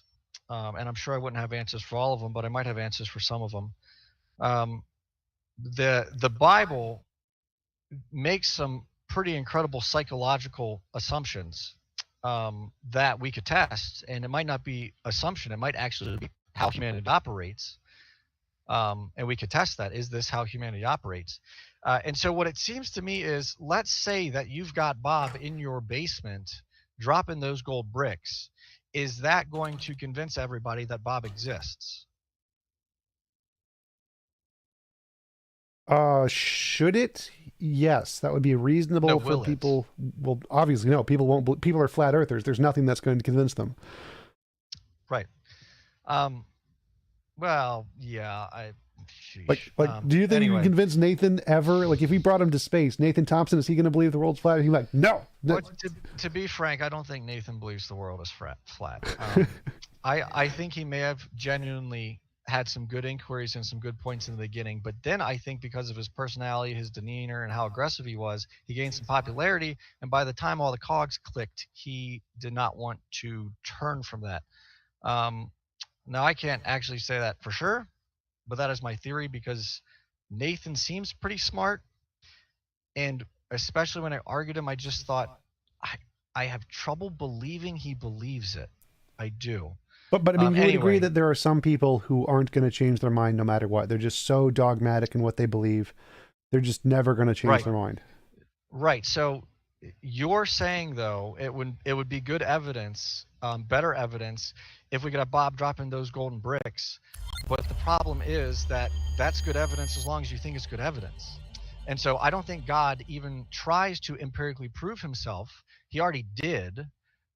Take Israel, for example. He was a pillar of, if it happened, he was a pillar of fire by night, or yeah, by night, and a pillar of cloud by day.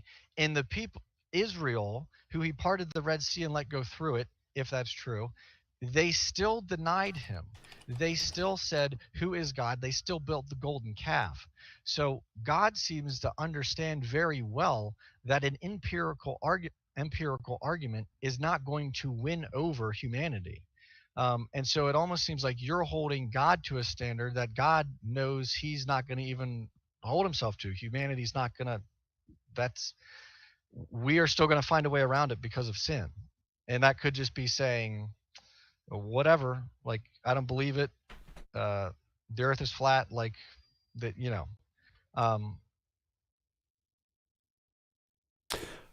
Marty, thanks for the super chat. If God knows all, then we cannot do anything other than what God knows. Is God not deterministic? Uh, yeah, well, I don't. I'm not 100% sure of the definition for deterministic, but he Means is determined sovereign. by, like, it's the free will thing. So if God knows everything we're going to Yeah, do, then we right. have no free will. No, that right. I disagree with that. And that's a pretty deep theological topic. But I would agree that God knows what we're going to do, but I'd also agree that we still have responsibility in the fact that we do it. And just because he knows something, I can write a computer program and know what that computer program is going to do, but I'm not the one doing the computer program. The computer program does that. That analogy can't be perfect because God is sovereign. I am not sovereign, but that can just say, I can know exactly what my computer program is going to do, even though I am not controlling the computer program. It is doing its own thing, operating under its own design. Thank you for the super chat, Brute Facts Podcast. If young Earth creationism is false, is God existing also false? No, I'm comfortable with an old Earth. I think that both sides are reasonable, but that's the thing. I think that the reasonable. I think there are some things in the old Earth model that are more assumed than actually empirically verifiable, and so yeah, I'll leave that there. Okay, But no, so God's existence does not depend on evolution. God's existence does not depend on the age of the Earth. Um, yeah, I think we need to be a little more open to discussion on some topics. okay, so we were talking about what is evidence. How would you define evidence? Because the way I define evidence is anything that can differentiate imagination from reality. It seems like a good one. So in that case, like, in the example of Bob giving the gold bricks, that would be good evidence because it's a novel testable prediction. If God exists or if Bob, not God, if Bob exists and Bob gives us gold bricks, when we pray or when we ask him to, that's good evidence of Bob. So that is a very good way to give a reason to think that Bob is not imaginary and is in fact a real thing. So it seems like the gold bricks example would count as evidence. It may not be the only way, it's just an example, but anything that can differentiate imagination from reality would count as evidence. Let's say that Bob said, he fits all your criteria. Ask me for a gold brick, I'll give it to you.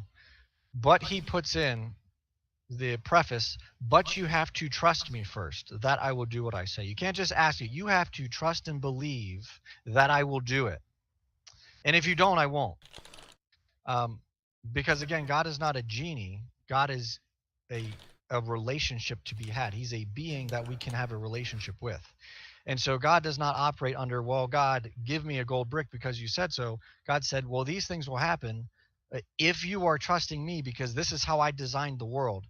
If we think of existence as a computer program, it's been infected with a virus known as sin. God is the one who knows all of the fixes to all of the bugs. And so the longer we're engaging with him, the more bugs we are going to be able to either circumvent or overcome. But as long as we're rejecting him, we're not even going to be aware of the things that we have to deal with. Okay, but like the Bob example isn't saying God must do this. This is just an example of what counts as evidence. So anything that counts as like novel prediction is evidence. But if Bob says, but you must trust me first, that would still count as evidence. Yeah. So like so like say I don't trust Bob, but you do trust Bob, and you ask Bob and he gives you a gold brick every time. I ask Bob, I get nothing. That's still evidence. Like you're still getting a gold brick every time. Something is happening here. That's still evidence. And that goes back to my peace example that surpasses all understanding. That's what God is claiming. In that Philippians passage is for his believers. And that's the point. You can't just say, well, God, give me, because God's God. He doesn't bend the knee to us. He says, when you understand who I am and engage in that relationship, these are some things that I have promised you can expect. So my point with the gold, my objection to your peace example is that peace isn't something we can measure. It's just, we can't see it or test it to show who has more peace. Gold we can test to see. Like if I pray to Bob and I don't trust Bob, I get nothing, no gold brick. You pray to Bob, you get a gold brick. We can see it's working for you, it's not working for me. You're doing something right, I'm doing something wrong. But if for the peace example, it's like if I pray, if I don't trust Bob, I can still say I'm getting the ultimate peace. And you can say, no, I trust Bob, I'm getting the ultimate peace. But there's no way to tell the difference between us. There has to be something like a gold brick where we can say, this guy's doing it right, this guy's doing it wrong. Well, what if you can't see the gold brick? What if it's only Bob in my basement with the person trusting him and Bob in your basement? Because Bob could be in anyone's basement at any time. Yeah. So what if you can't see when he gives me the brick? Then it wouldn't be evidence. Does that mean it's not real? Yes, that would mean it's an anecdote. So you have to be able to verify it independently of your personal experience, or it could just be like a delusion, right? So you need some way to verify it independently of your own subjective experience. That's kind of the point of the, you need some way to differentiate imagination from reality. If you're the only one experiencing it, well, then that doesn't tell you it's not imaginary. You need to be able to show it's not just something you're experiencing. Right, but then if I brought you a gold brick, if I showed you, if I was peaceful, if that fruit was shown in me the same way I could show you that gold brick and I said, this is how it happened because this is how Bob operates. I'm showing you the product, telling you how it happened. It's up to you if you want to believe it or not. And if you trust it will happen, if you trust Bob, you'll get the result. But as long as you don't trust Bob, as long as you think that gold brick was imaginary, how I got it was imaginary, Bob's never going to give it to you. And so you see, just like how they don't believe in gravity, and so that prevents them from understanding how it works. If you will not accept, if you will not trust that God exists to give you the thing, then he doesn't promise to give it to you. Right. So if we could like show that a higher rate of Christians get this ultimate peace thingy than others do, and a higher rate of Christians have better lives in this more peaceful lives or whatever, then that would be evidence, but we just don't see that. That doesn't show up in statistics when we look at it. So yeah, I'm not disagreeing. I don't know actually if it shows up in statistics. I would say that it probably does actually show up in statistics. I'm pretty confident in that. I don't have anything to say for sure, but I would be confident in that. But anyway, I think that the problem with statistics in every regard is when you throw humans into it, you get problems. People can lie. I mean, so many people can go to church and not be Christians. I mean, the Bible even warns against people who go to church and are not actually Christians. They don't actually know God. They don't care about God, but they do all the things so they can check the box. Yeah, I'm a Christian because from your guys' perspective, I look like one, but I'm actually not. So I think that there's a lot of trouble with actually having a comprehensive study that can show that. But what can happen is you can have someone's individual testimony show that, and then you can test what they're saying.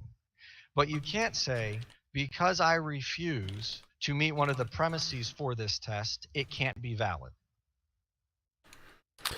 Doc Polermonot, thanks for the super chat. What justification do you have for infallibility of creation accounts given scholarly consensus and mimetic ripoffs of Sumerian myths?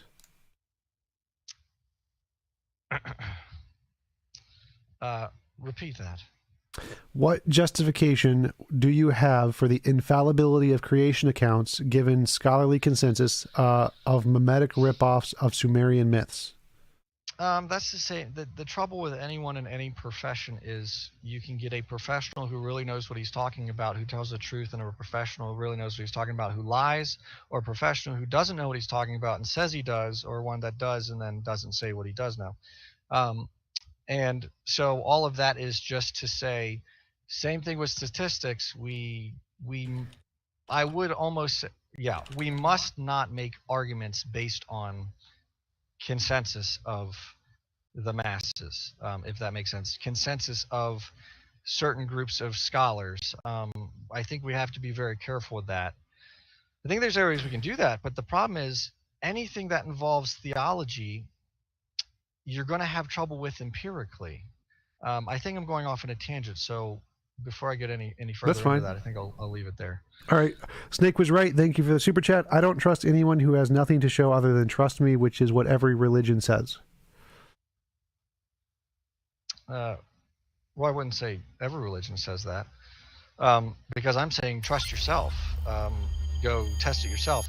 If you're saying you don't have the ability to trust God, and God is saying you need to trust me, then that's not God's fault and it's not mine. All right, so going back to that point, imagine you were able to check the stats, and the stats showed that Christians do not have a higher level of peace than atheists do. Would that lower your confidence level in Christianity? No, because to be frank, in a lot of Christian circles that I know, the Christians don't actually understand God. Christians are not, you can't know God if you're not in the Word, because that's God's Word to us. And so many Christians are struggling with things because they're going against God because they don't know what God actually says. And so, of course, they're not going to have peace, because the God they're claiming to have a relationship, they're slapping in the face every day. And God's like, hey, I love you. Would you read my book? And they're like, well, I assume I know what's going on, so I'm not going to read your book. And I'm depressed. So, what would lower your confidence or cause you to change your mind or cause you to doubt in, like, what would it take for you to see that would cause you to doubt that the Christian narrative was correct? That the Christian worldviews is correct, or to doubt that it's correct. Well, I doubt all the time. It's There's nothing wrong with doubting. In fact, God wants you to explore what's true. Um, he only wants you to know what's true if he exists. If he doesn't exist, well, then I'm off the hook from God. I mean, more specifically, Um, like, what would cause you to stop believing in Christianity? I don't know. Okay. The Yeah, dork shot. God knows. But the trouble is, God, God makes the claim that I cannot lose those who are mine, and those who aren't mine, they can't become mine. So if God wants me, He's got me, and there's nothing anyone can do to turn me from that. But even if I outwitted you in every single argument possible, tomorrow I could go through a tragic event that is just very hard for me, and I could denounce my faith because God allows that to be the stumbling block. So I don't actually know. And I think it's biblically consistent to say, I'm not sure what would turn me from God, just like I'm not sure what would turn you to God. Do you know what would turn you to God Yep. by Novel chance? What testable would make, predictions. well, sure. Um, so if God is saying, well, my word is novel and testable, and if you trust it and do what it says, again, genuinely trusting it, genuinely believing in Him, which would be a requirement there, then couldn't you do that? You might Yes. not be able to show anyone else, but you could. Well, no, for me, novel testable predictions mean it has to be independent of yourself, because if it doesn't, the whole point of evidence is it has to show it's not imaginary. So if it's just my subjective experience, that doesn't show it's not imaginary. It has to be objectively shown to be independent of my subjective anecdotal experience. So Yeah, but that's important. I don't think. So are you saying subjective experience, as in all experiences can have a um, they can be subjective to going on, but if I'm happy, happiness is a subjective thing because it can come or go. But if I'm happy, I'm objectively happy because I'm happy. Like, I am happy. That's an objective fact that I'm happy right now, Yep. right? The fact that it can change means that happiness itself is subjective, Yep. right? So I'm not sure how what you just said doesn't seem to line up with that. So the causation is the question here. Am I happy because I was with God, or am I happy because of some non-God related mental state? And so if we want to show that I am, yes, it is true that I am happy because I turned to God and it wasn't just random chance, then you have to show that as more than just something in my head. It has to be something we can verify independently of my subjective experience, because it could just be I'm happy because I had a brain tumor that sent me a bunch of dopamine at the same time I prayed or whatever. So you have to show that that means you're what? denying the claim being made. If God is claiming that if you believe in me and trust in me, you'll have peace that surpasses understanding, and then you do that, and then you get that peace, but then you say, well, it can't be God. um, I don't see how that works, because God's saying this is what's going to happen. So then if it keeps happening, peace can come and go. And because we're in a sinful world, even that peace can come and go because we're in sin. We're not in glory yet. But the fact that a claim is made and then it can be tested, that would be evidence. And it would be evidence you No. could trust. So it's like in science, this happens all the time.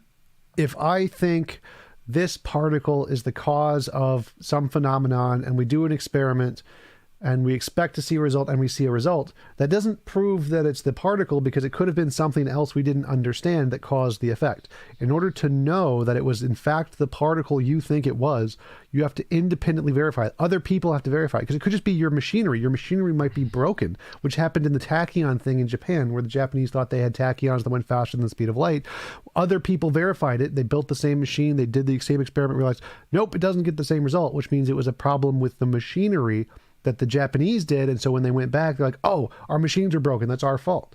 So the same thing could be happening in the psychological case, where when I pray to God, I get the feeling of ultimate peace, but it could be my machinery's broken. I could have a tumor in my brain that I don't know about. And so if I think just my experience is evidence, that's an anecdotal fallacy. You need some other people to be able to verify this independently of your subjective experience, to verify that it's not just your broken machinery. So that's why science requires independent confirmation. That's why you can't just have an anecdote. I agree. I mean, there are lots of people who genuinely trust God who would say that they get peace that surpasses understanding. I mean, there are lots of people who could say that. So how big of a test group do you want? Well, it needs to show it's higher than chance. Well, so I would say that you're going to have an outstanding result if you have people who are genuinely trusting God and taking him at his word. But as soon as you add in people who are wavering or people who aren't trusting God, well, that kind of goes against what the claim is. Right, and you would need to show some methodology where you can differentiate between the true Christians and the false Christians. So, like, this is a good point. Super Chat, thank you, the Dork Shop. Who are the true Christians, and what must true Christians believe? The true Christians are anyone who believe in Jesus Christ and God for who he says he is, and also understand who they are. So humanity's fallen, we're sinful. God is holy, righteously perfect. Jesus died for our sins. And so when we understand that whole combination of things and accept it, it leads to repentance. Repentance is a natural side effect of accepting who we are. So it's accepting the truth that God has given us, that Jesus has died for us, that we are fallen, that we are sinful. That's what a true Christian is. Now, whether or not you can see that or actually trust a statistic, that's a whole separate topic. Well, that's the whole topic. That's the thing you need to demonstrate to have evidence. Like, if you can't actually demonstrate which ones are the true Christians and which ones are the false Christians, then you don't actually have any real evidence. You have to be able to. Well, so we started off talking about morality, and I started off saying that God is an objective basis for morality because he's unchanging. And then we diverted somehow. Now we got to this, and I would agree that my experience cannot convince you unless you want to believe what I'm saying. But I'm saying that your experience, and then your experience partnered with, hey, can you try this and tell me what you experience? That could be a way of testing it. But that being said, I don't think the argument from personal experience is a very good one. That's just a testimony. So I apologize if I was building up to something greater with the argument from experience. Okay. Jackson Rowe, thanks for the super chat. Good luck with the Hovind debate. Thank you. I will definitely need it. Jay Schneider, thank you for the super chat. Pain just literally to hear about your first thoughts on your adventure. Jacked up my adventure. Oh, yeah. Jay Schneider made a compilation video of me doing a debate with Darth Dawkins and Godless Girl. It was very hilarious. Check it out on my channel. It's a throwback parody to previous games. And thank you, Matthew Lanza, for the super chat image for the noob thing.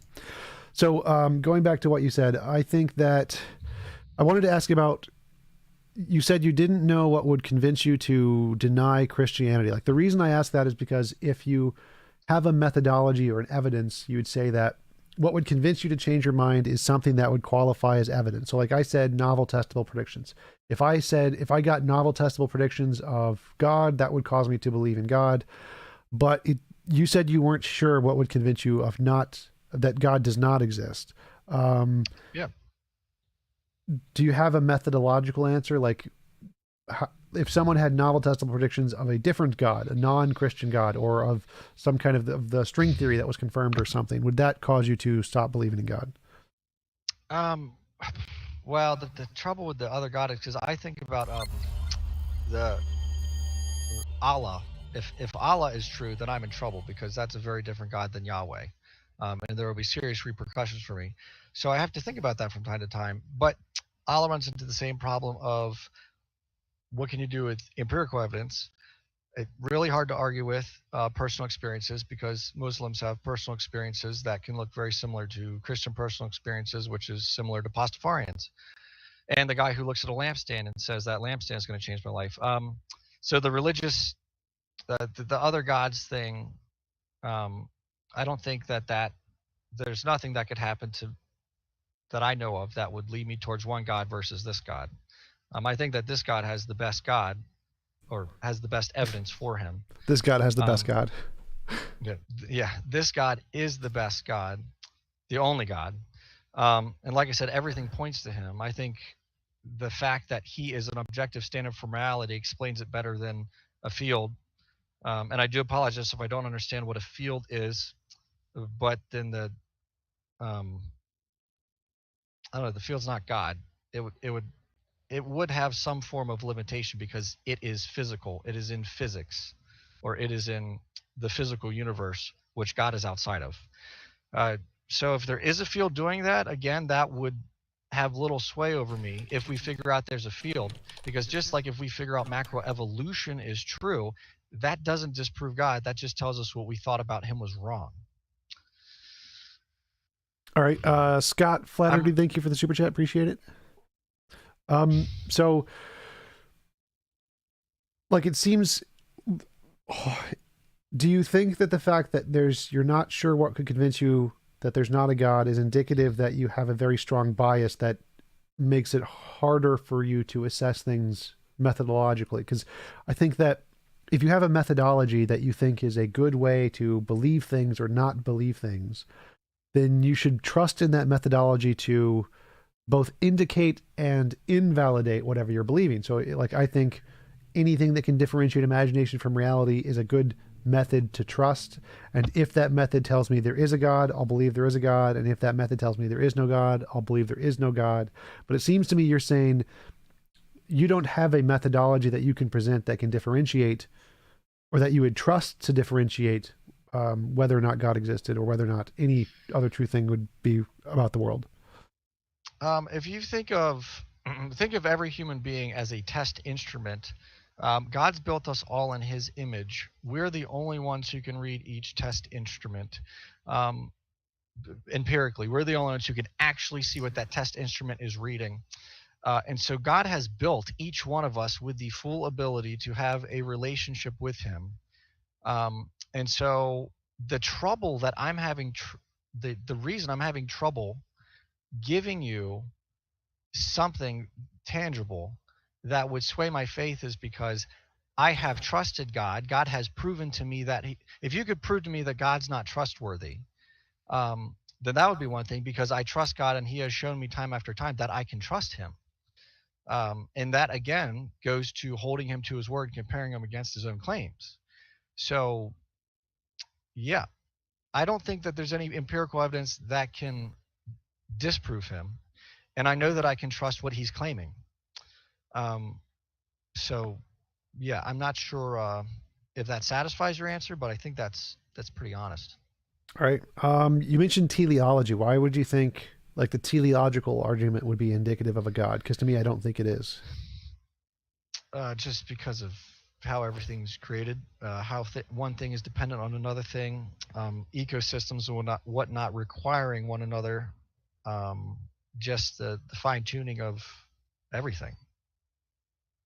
Could you be a little more specific? So, like, it seems to me the argument that most theists make is that, oh, look, it's so really improbable that all these things would align. Because it's Yeah. improbable, it must be designed, something like that. Uh, yeah, because it's so improbable, it's far more reasonable, for sure. Why would improbability indicate design over necessity or chance? Well, chance doesn't do anything. And improbability is the opposite of a good chance. So improbability would mean there's not a good chance, so chance isn't going to do it. So improbability just means it's a low chance, but it means there is necessarily a chance. So the improbability of getting a royal flush in poker or whatever is 1 in 50 something thousand, but it happens because it is possible. So Sure, if reasonable. if there's a low chance, that means it's possible to occur without design by definition. Well, see, the trouble is if you stick all the matter in there, sure, I don't think there is any chance that anything can come from that something physical can come from nothing at all. So, being that God is outside of our created universe and He's our creator, He put it all there. So, if we wanted to say if He just stuck it all there, and then over X amount of years with so many things happening, that's just how it formed. Well, okay, that's one thing. But to say that everything came from nothing doesn't work. I mean, that logically doesn't work. Well, no one in physics thinks everything came from nothing. They always say it came from like a fundamental field that pre-existed the universe. So we agree that the universe came from something. Thank you for the super chat. The Dork Shop. If the Bible were untrustworthy, how would God tell us? And thank you, Matthew Lanza, for the super chat. Really appreciate it as always. If the Bible were untrustworthy, how would God tell us? For my worldview, if the Bible was untrustworthy, God probably wouldn't exist. So, yeah. Couldn't there be a different God than the Christian God? Not in my worldview. No. Okay. He's the most trustworthy. All right. But that's why I'm saying I've tested that he's trustworthy. So that I did posit. If you could show me he's untrustworthy, that could be something that would be a stumbling block. And then he may end up having me trust him more by saying, well, here's the stumbling block. Look how I got you through it. Or it may go the other way. But yeah, his trustworthiness is a big thing. So if I can't trust the Bible, which which claims to be his word, which is, if I believe it means it is his word, then that causes all kinds of problems. Gotcha. Doc Palermonaut, thank you for the super chat. Provide a scriptural basis for God is outside of time, because in the beginning definitionally is within time. Well, in the beginning is when he starts creating things. That's when creation started. That doesn't mean it's when God started. I think he's asking, like, is there any place in the Bible where it says God is outside of time? I guess if you give me a second. Sure.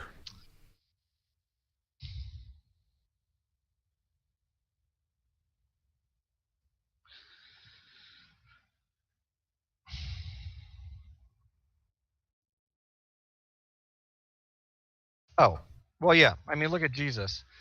Jesus claims to be God, and I didn't Google, or I didn't use any Bible resources to find that. Unfortunately, Google searching. Can you still hear me? Yeah, I can hear you. You broke up a little bit, but I could hear you. You said you did not use searching. Yes. So I didn't actually look for anything. Jesus claims to be God. And Jesus talks about how all things were created by him, for him. He was before all things. So obviously he can't be before himself. So I don't think he's lumping that himself into all things. That would tell me it's all created things. So yeah, Jesus claims to be God. Jesus was before all things. I think that in the beginning actually refers to the beginning of creation, not the beginning of God. So yeah, I will leave that as my answer. All right. So going back to teleology, to me, it seems like, so there's a really improbable event. It's really improbable that all the laws of physics would randomly co-align in this way. But there's multiple ways we can explain that. One is that a designer deliberately made it this way. Two is that there's a whole bunch of universes and they all have a bunch of different stats, and one of them just happens to be this way. So like if there's a million dice and each one of them landed on different sides, one of them is going to land on the magic side. And the third one is that there's an unknown law of physics where all the physics laws are interdetermined. So like we know, the grand unification theory says that all of the fundamental forces, gravity, the strong, weak electromagnetic forces, are all intertwined, and we demonstrated that the weak and electromagnetic forces are the same force. They join at high enough temperatures. So if all of the forces in physics are intertwined in that way, then if you change any one of them, all of them will change proportionally. And so the fact that we have a universe with these laws of physics is determined by the laws of physics, and you don't need a designer. The probability is 1. So all three of those explain the fine tuning. I don't see why you would prefer design here. I don't know if, well, I'll work backwards. So if we figure out that that is how the universe works, that just tells us how the creator has it working. It doesn't disprove the creator. I think you would agree that doesn't necessitate that God doesn't exist, right? Well, the argument is that this phenomenon can be explained without God. Therefore, this phenomenon is not evidence of God. The goal isn't to disprove God. The question is the teleology evidence of God? And this argument is saying no, because it could be explained in other ways other than design. Okay. Well, let's just go with that. So it doesn't have to be, lightning does not have to be evidence for God, though I would say if you trace it back, it traces back to God, because we have to, something can't come from nothing, which takes us all the way back to origins. Anyway, lightning is, you cannot prove God just by lightning. There has to be philosophy and what yoked into it. You have to talk about it. You have to have a discussion about that. But understanding lightning understands how God designed lightning to work. He did not design Zeus to throw lightning bolts. He designed lightning to operate under different things happening, atoms and particles and whatnot, and charges. So if we come to understand that, well, this is how the whole universe works, that's not in any way discrediting God. In fact, that's just saying this is how God operates. And the more complex we find things to be, the harder it is to chalk it up to chance. So I'd actually say the more complex we find things to be, the more likely it is that it was designed, and the less likely it is it was by chance, because the chances are always getting lower. And sure. What about necessity? So necessity means that it can be determined by physical forces, not designed. So no designer. There's just a fundamental force of nature, and it caused everything to be this way because of necessity, and so there is no design. I guess so that is a claim that there is no design. So I guess good luck proving that. Well, how do you prove design? Because if it can explain everything that design could explain, then it has all the same evidence of design. Well, it doesn't explain the origins. I mean, again, it can explain how things are operating, but if it's in the universe, it can't explain how the universe, like if it's in the universe, it can't explain how it inside the universe came into being. Well, it technically does explain that, but that's the cosmological argument. So just like in the teleological argument, the point of the argument is that it's more plausible that God explains this phenomenon than other phenomenon. Than other sources. But if other sources can explain the phenomenon, then the teleological argument is false. Because the teleological argument is saying that this phenomenon, that all of the laws of physics are combined in this way, is more evidence for design than for the other hypothesis. But if that's wrong, right, and the other hypothesis can explain it equally as well, then the teleological argument is false. Even if you bring up the cosmological argument, that's just a separate argument. So it seems like if this phenomenon of the constants of nature can be explained by an unknown natural law that intertwines all of the physics together, and that explains the fine-tuning, well, then the teleological argument has been proven false, because it doesn't indicate design anymore, because now we have a natural explanation. And this is independent of the origins. That doesn't work, because if it's an unexplained natural law, it's still a natural law, which means it's inside of the creation, which means God's outside of it. He put it into motion. Like that'd be like saying, because we don't understand how magnets work, like and then we figure out how magnets work, well, now that disproves God. No, it just tells us we understand that. Or if we don't understand how a various law of thermodynamics works, well, then we figure it out. Well, that doesn't disprove God. That just means now we understand how the laws of his creation operate. I don't think that works as an explanation, because we could just say the same thing and say, Oh, well, actually, it's just explaining how the law of physics designed everything, because the law of physics was necessary and was uncreated. So I don't think simply asserting your conclusion is evidence of your conclusion. It's necessary for, it's necessary, the laws of physics are necessary for our universe to operate how it operates, but it's not necessary by its own existence. I mean, who says that a law of physics is necessary to exist? It's necessary for us to operate, but who says it's necessary to exist? Thank you for the super chat pseudonym. If lightning is not caused by the flying spaghetti monster, does that disprove the monster's ontology and not an argument against God, or he is natural? I'm not sure I follow that.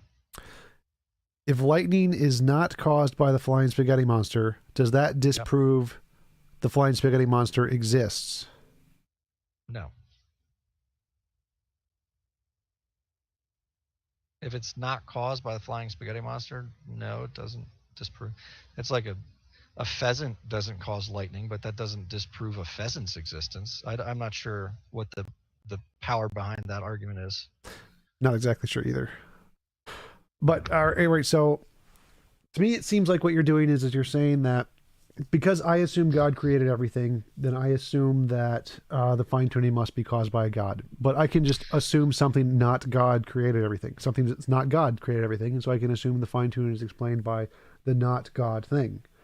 Yeah, but then you have to test it against its claims. I'm not assuming, I'm going based off of what God says, and God has proven himself to be true.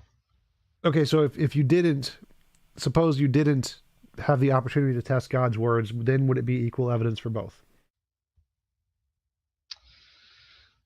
I guess empirically. However, again, from my worldview, God, outside of testing and evidence, has the full ability to change hearts and to reach people. So God could have me believe in him even though I don't want to. I mean, I could be working against him and he could change my heart. Right, but we're not asking about psychological state, which we're asking about epistemic, like what is does the evidence indicate state. So like if you were not able to confirm God through your feelings, through your peacefulness feelings, would this argument on its own be evidence for God's? Like, would the teleological argument be evidence independent? Like, if you never got to sense God, would this argument still be evidence? You know, it's not just feelings. Like if you take Proverbs, it talks about physical rewards that come from good conduct. And people who aren't Christians can do good conduct and get those physical, financial, other rewards. So God doesn't just ask you to test things yourself that are just feeling based. You can test things yourself, such as if I act in a certain way, will it lead down a certain direction? And the only reason I say that is because you keep talking about this peace that I have, and I brought peace up, but that's not the only thing that God claims. There are so many things that he claims. It'd be so easy to just say, okay, God, I trust you, genuinely trust him, put him to the test, and see where it goes. Okay, but that's slightly a different topic. So my question is if Yes, I'm sorry. if God never was able to confirm anything in the Bible, would the teleological argument still be evidence, or would it no longer be evidence? Would the well, I think I think it would still be evidence because it points to creator. Creation points to creator because of the lack of odds of it happening without one. Okay, so why do you think it's unlikely that the universe would come about without a creator? Because it seems like it could come about from laws of physics just fine. Well, it'd be very unlikely. It'd be very unlikely that we would get this result. Why do you think that? It could be, the likelihood could be 100%. There could be 100% chance that the laws of physics would produce this universe exactly as it is. Yeah, but we can do the math on amino acids. We can do the math on what the odds of an atom on this side of the universe being next to any other atom in the universe is. And so it's incredible odds all of the time that are taking place right there because of how many atoms are in the universe. But at the same time, there's that many more things that aren't happening because all the other atoms aren't next to it. Right. That's if there aren't physical laws that are forcing them to be there. Because if there are physical laws forcing them to be there, then the chance is 100%. So why do you think like every particle in the universe could be determined to be exactly where it is with 100% determined forces? So there's no Sure. chances. What does determined mean? Forced to be there. There's no percent. It has 100% chance it has to be there. Determined means it's What's forcing it to be there? other laws of physics.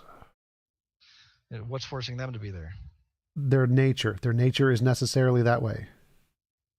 Why is it that way? Because it's necessary.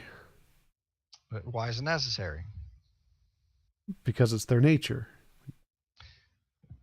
Right. And so that gets into a circle of, well, because that's just what we're assuming based off what we see. That would be like me saying, well, why is God good? Because he's good. Well, what is good? Good is God's nature. And then it goes back and forth. It's like, well, yeah, that explains why God's nature is that way. Yes. So either one of us can use circular reasoning to say it's necessary because it's necessary, but that means that neither one of us has any more evidence than the other. Well, that works for a standard for objective morality, but I don't think that works for an explanation for the physical universe. How is it different if I say that the universe's laws are necessary because they're necessary? How is that different from you saying God's nature is necessary because it's necessary? Well, God never came into being, and that's logically consistent with who God claims to be. We have no good explanation for how the universe came into being without anything causing it to come into being. Right. So I'm saying something did cause it to come into being, and it was a necessary law of physics that predated the universe, that was uncreated. Right. What was the thing? What was that thing? Quantum field? Okay. So do we have evidence for the quantum field that you're positing? Yes. Yes. Okay. So where did the quantum field come from? It was not created. It's eternal. It's never been created. Right. Well, I mean, this goes back to I would love to argue that, but that's outside of my realm. Okay. There. Yeah. All right. So let me change the question a bit. Who fine-tuned God? Nobody. He's perfect. You can't fine-tune something that's perfect. Okay. So I can say the quantum field is perfect and it's not finely tuned. Why would you show that one is more likely than the other?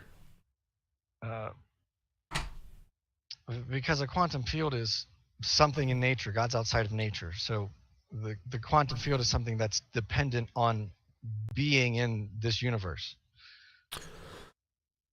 No, quantum fields are outside of this universe, but that's a different topic. So like, is God in reality? Yeah. Okay. So just like God is in reality, the quantum field is in reality. They're both outside of the universe, but they're both in reality.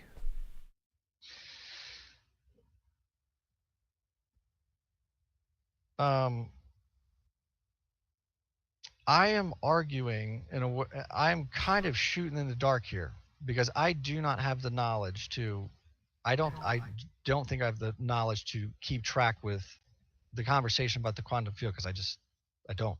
Okay. So I don't want to waste time or make myself look worse than I've made myself look by arguing against it because I don't know what it is.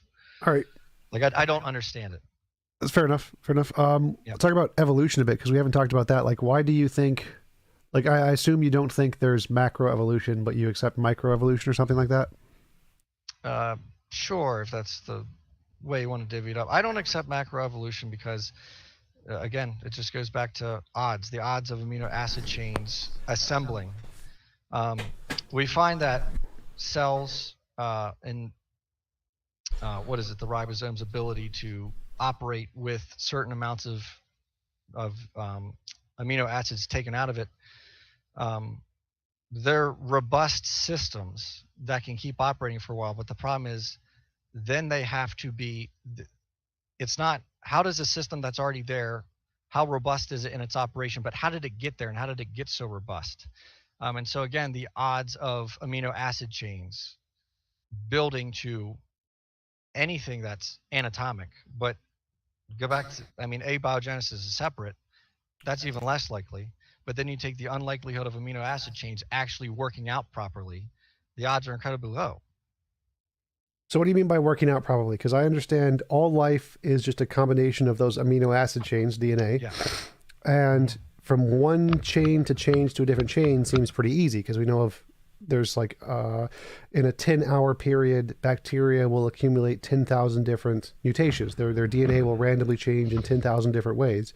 So it seems like it's pretty easy for one genetic code to change into a different one of a different species because they're all just a bunch of combinations of amino acid chains, right? So why would it be impossible for one to change into a different one? I So with abiogenesis, I use the word impossible because I believe it's impossible. With this, I say unreasonably unlikely. And again, that just goes back to Oz because let's take bacteria with a reproduction rate of like I forget. When I did my debate on evolution with Reason to Doubt and Erica, I built a model for it.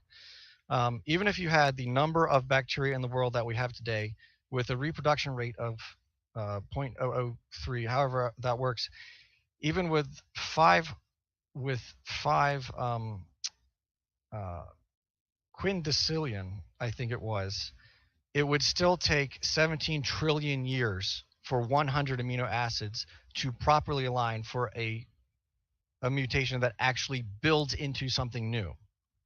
So if we're just using existing stuff, that's fine. But for new working mutations to take place, that's how unlikely it is. But it would happen if you had enough time, right? Well, sure, yeah, if you had enough time, but there's no model out there that has more than 17 trillion years. Well, so I'm just saying that without a god, it would be just fine for nature on its own if you had enough time to create a diversity of life like we see. We just need a lot more time than what we have. Uh, well, no, because I'm presupposing God. So I don't actually think that nature could exist without God.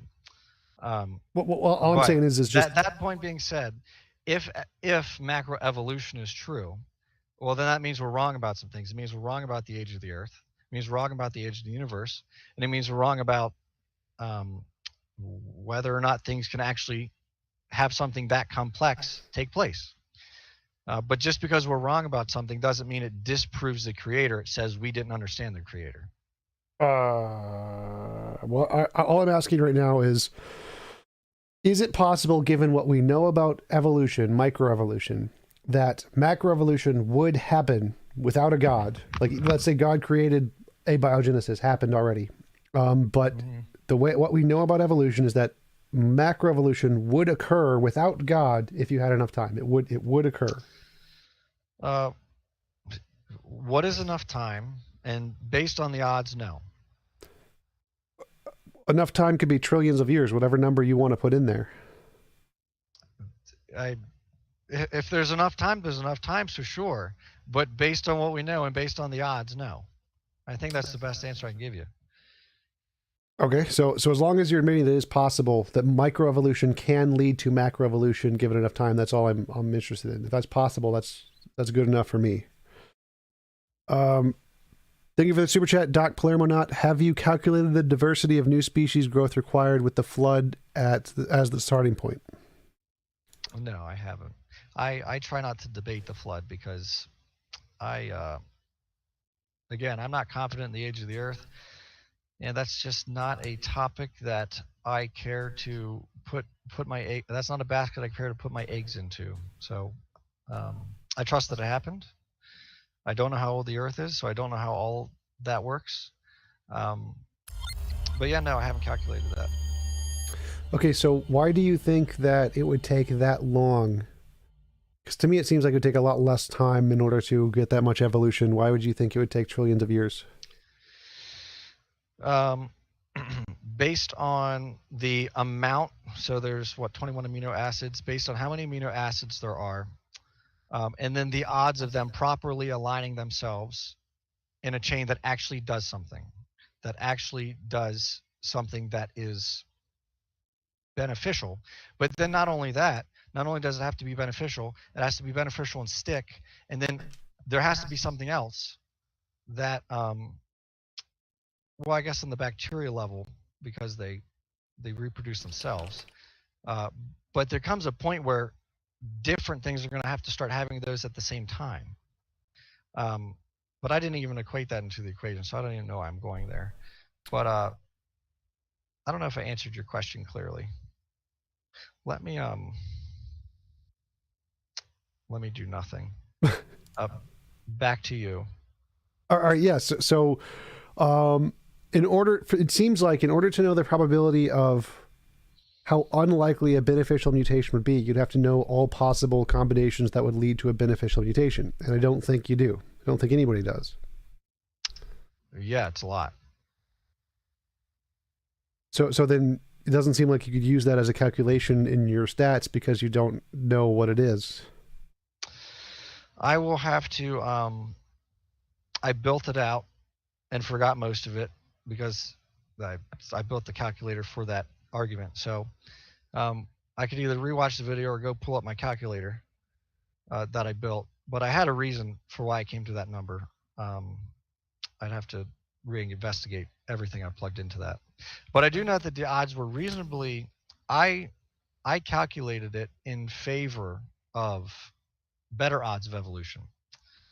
So things actually should look worse than the number that I gave. I simplified things.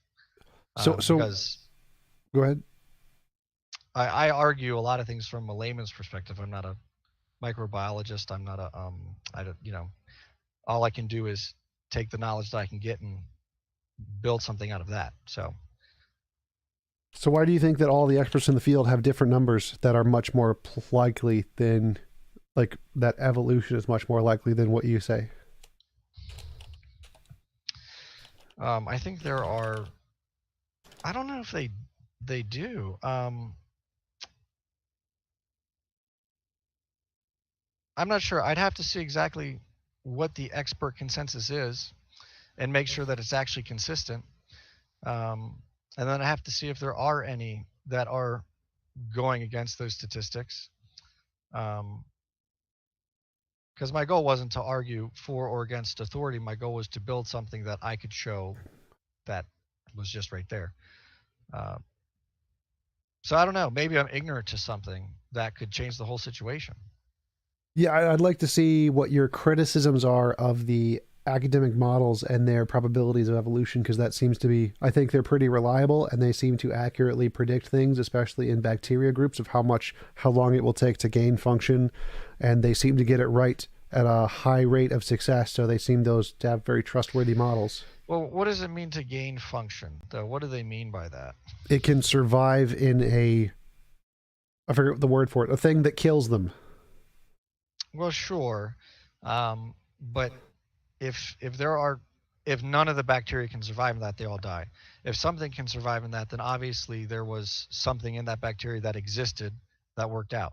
So that one can now reproduce. So well, yeah, that's what they're saying, is that if they have in this amount of time, the bacteria will have a variation that can survive in this material that none of them can currently survive in. Right, but I don't know how that works. Wouldn't think that they could predict that off of a completely random change. That they obviously they have the ability to predict it, so they're going off of something that is there. Yes, so that's one of the big contentions in biology. They're saying evolution isn't random. That's just a mischaracterization that creationists use. It's not perfectly random. There is actually a driving force there, which is like the natural selection thingy, and so it won't be random. It will be guided. Well, I don't know. I think we could argue about what random and chance and guided per se mean, because unless there's something in the DNA telling it, hey, you need to change in this way, then it is the environment conditioning it, which means it is a product of chance. All right, the random mutation is random, but then the ones that survive and reproduce isn't random. That's determined by the environment. So the environment will selectively help some of them do better than other ones, and those ones will be more reproductive, have more reproductive success, and so the genes will continue to mutate in that way more successfully than the other ways. Yeah. I know that you can turn genes on and off. I don't know exactly how mutations, I know, can make it so that something can stop having the ability to turn something on and off. I don't know if mutations give something a brand new ability. So I'm not sure that you would get. I think you can get. I don't know if that counts as morphological. A functional change within something that already exists seems fully reasonable because it already exists, and of course you can manipulate a code that is already there. But to get a new anatomic structure requires multiple systems all evolving at the same time. Wait, what do you mean multiple systems? Because to me, the only thing that's changing is the ATCG. So the only thing that needs to change at the same time is the correct pattern of ATCG. You don't need multiple patterns evolving at the same time. Take for example. Well, I mean, now we get into the bigger scale. We're not just down at the amino acid level. We're at the actual function of something being like feasibly surviving. So take the eye, for example, and I don't know if it's Richard Dawkins or whatnot, but someone posited the idea that the eye started off just as like a photo detector. It was flat. Darwin? Oh, was that Darwin? Okay. It's in his book, The Origin of Species. Got it. I've been interested to read that book, but I've not read that book because I'm a slow reader. But anyways, so how that would happen is there would come a point where in assuming that's how it happened, that eye closes off. If that eye, when it closes off, does not have a pumping system to keep things circulating and fresh, things are going to start decaying and rotting because that's how any isolated system of water works. Wait, say that again? So if the eye closes around water or liquid because it's in water, unless it has a system for pumping or for cleaning that, and it's the right thing used for cleaning or filling the eye, then this system's going to start to rot and decay as soon as it closes off because that's how it works. Wait, I don't follow that. So just water doesn't automatically cause things to decay. If you just put something organic in stagnant water, or you just put stagnant water in something organic, and it just sits there, it'll break it down. No, it doesn't. Unless you have a system that can take fish. If you take all the oil off of a fish, it's not good for the fish. Right. Because of the bacteria in the water, but if you have water that doesn't have any of the bacteria, it's fine, it doesn't do anything. Well, I'd have to look into that then. Like water doesn't inherently, like water is just hydrogen and oxygen atoms. The hydrogen and oxygen atoms don't bind with like anything in the cell to cause it to like break. Well, water's cohesive. Water binds with everything. Water naturally breaks things down. No. Yeah. If it's not moving because it doesn't automatically bind with things, it doesn't rip. Well, it doesn't bind enough to cause a breakdown of the connection of the particles in skin cells. It does not do that. What it does do is it allows the bacteria to hit the skin cells, which then breaks it down. Oh. Like if you put a rock in water, the rock's not going to decay just because it's water unless the water's moving over it. Sure. Oh, maybe. I don't know. I'd have to look more into that. I do know that water does break things down in the sense that it pulls things into it. If you, for example, if you drink pure water, just what is it, deionized water? Deionized has like an extra or less of an hydrogen atom or something, which is toxic. But just pure H2O with no particles in it, I think is fine. If you drink that, the next day your mouth is going to feel like it's burning because it pulled literally everything out of your tongue and the rest of your mouth because it pulled everything out of there. But if you leave, this will be my theory, and if I'm wrong, I'm wrong. But if you leave water in or next to an organic system that is not designed to repel that water, the water is going to break it down because organic systems are water-based. So I just looked it up. Like pure water doesn't damage anything. Like if you take away one of the hydrogen atoms, it damages things, or add one, it damages things. But pure water doesn't damage anything. I'd have to look more into that because I did water treatment, and one of the systems, reverse osmosis systems, if they get the water too clean, it can actually start pulling things out of your body that your body needs. And so oftentimes you'll put a post filter in there to not only get rid of any stagnant taste that's in the sitting tank, but it can also stabilize it or add something to it so that way it's actually not pooling salts and everything else out of your body. And I think that's the trouble with distilled water. In fact, I work with a piece of calibration equipment that if you put distilled water into it, it will destroy the steam system. You cannot use distilled water.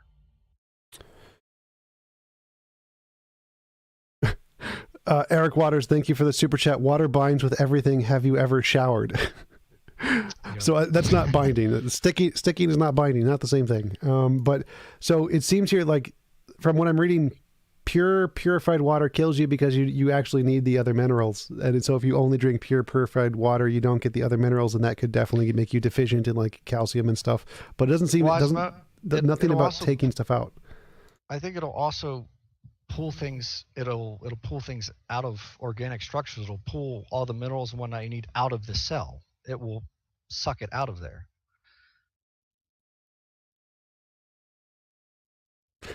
I don't see that. I don't see any information on that. It can take away carbon dioxide from the air, but doesn't seem to doesn't affect cells at all.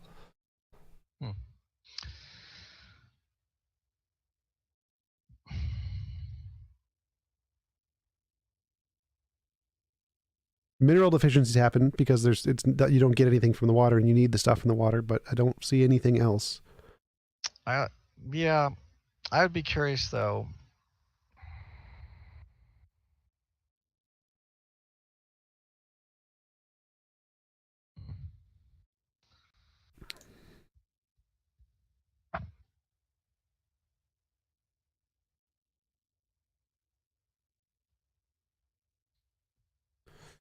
So yeah, I don't think it follows that just having encapsulated water would cause decay unless the water's moving, then it would cause decay, or it is infected with bacteria, which would cause decay.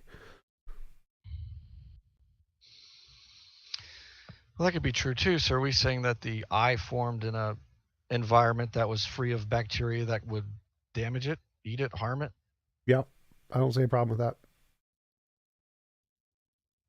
Because obviously if there was bacteria that ate literally everything, nothing would have formed. So I don't see a problem with saying things formed that bacteria didn't eat, because obviously it must have. Well, that's assuming that that's what happened. Assuming evolution is true, yeah, that's what must have happened. Well, no, even if evolution isn't true and things come from only their kinds or whatever, clearly, like in the womb or whatever, if there was bacteria that would eat the fetus, then clearly there would be no baby. So clearly there can be a bottled up segment of water where there isn't bacteria that eats the fetus. So I don't see a problem with that. Like, well, but the uterus is full of water. You've got an immune system and white blood cells. Yes, but there's still bacteria there. Well, sure, but the immune system protects you from certain types of bacteria, and well, I guess not viruses, because viruses can infect and kill that, but that's the whole point of the immune system. So that's what I'm saying. If the eye doesn't have an immune system and there's any bacteria that can harm it, it's cooked. Right, but like that's eggs, not originally what I was saying, but I dropped the earlier point. But like eggs don't necessarily have an immune system, or plants don't. They're in water. Like there are lots of things in water that don't decay. I mean, eggs is a great example because eggs are formed inside the chicken. They are laid, and then they have a film that protects them. If you wash an egg and don't immediately put it in the refrigerator, you've taken that protective film off, and in a much quicker amount of time, it will rot because it's much easier for things to get through it. Yeah, but it could just also be like if you wash it off and put it in a sterile environment, it's going to be fine. So there's different environments where the bacteria, like not all bacteria are everywhere in the world. So if you have an egg in a certain location, it will be able to survive just fine because the bacteria that could kill it isn't there. So like it doesn't seem reasonable to me to think that all damaging bacteria are everywhere at all times and that something couldn't have formed. So I guess a good way to test that was find a place in the world where you can wash an egg and it not rot faster than if you didn't wash it. I'm That'd be sure a great those experiment. And then I'm sure those perhaps the exist. eye happened there. Yeah. Like the what's it, the salt flats probably would be a big example where that probably would be the case, or the Dead Sea probably would be the case. Places where there's lots of some kind of something that cleanses the You know, bacteria. I would things survive, organisms survive where you wouldn't expect them to. So I don't even know if I'd wager that, but um, yes, that's a great test. Give that a shot. But yeah, it definitely seems to me the case that there isn't a problem where certain organisms can form where bacteria aren't killing them, because I think that's like I don't think there's always going to be killing bacteria everywhere that kills everything. I don't think you could find a place where it isn't because Well, it is today for everywhere. sure. I mean, well, sure, but then yeah, but that means then you have to assume into the model that there's places that it wasn't, even though today we see that it is. Well, yeah, I don't Like, think as an evolutionist, I don't think all bacteria have always existed at all times. I don't think it's universal in that sense. I always think there's some that eat some other ones, but I don't think all bacteria eat everything always. So I definitely think yeah, there's going to but be do you see areas. how that logic is circular and doesn't work in a way? Because if you say those bacteria must not have existed because I don't think they had to, and obviously evolution worked. Well, for me, it seems far more reasonable that some kind of bacteria would have existed that would have harmed it because bacteria eats stuff. It's what it does. And so it seems more reasonable that something would have prevented that eye from closing, having no pumping systems, having no cleaning systems, and there was absolutely nothing there to rot that structure before it had any sected. I'm not understanding because, but in fact, that some bacteria will affect everything equally. So there should have been some locations where some things could form a certain structure that the bacteria there wouldn't have eaten it. Well, did you, maybe I misheard you, did you or did you not grant that there's probably nowhere in the world today that you could do that egg experiment? Well, I guess you said the salt flats. Yeah, there's probably some places in the world the wrong kind of bacteria to get through the shell exist. Yes, and they're killed off by whatever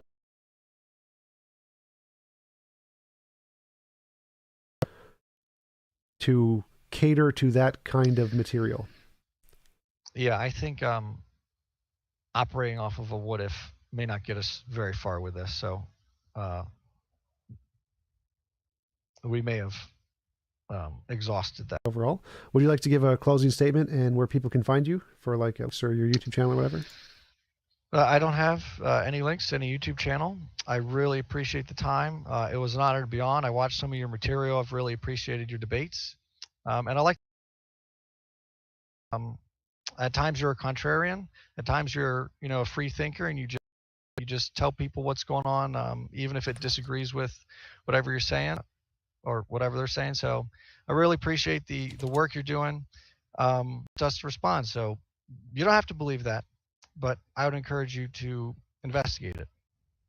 Awesome. Thanks again. Thanks again for coming on.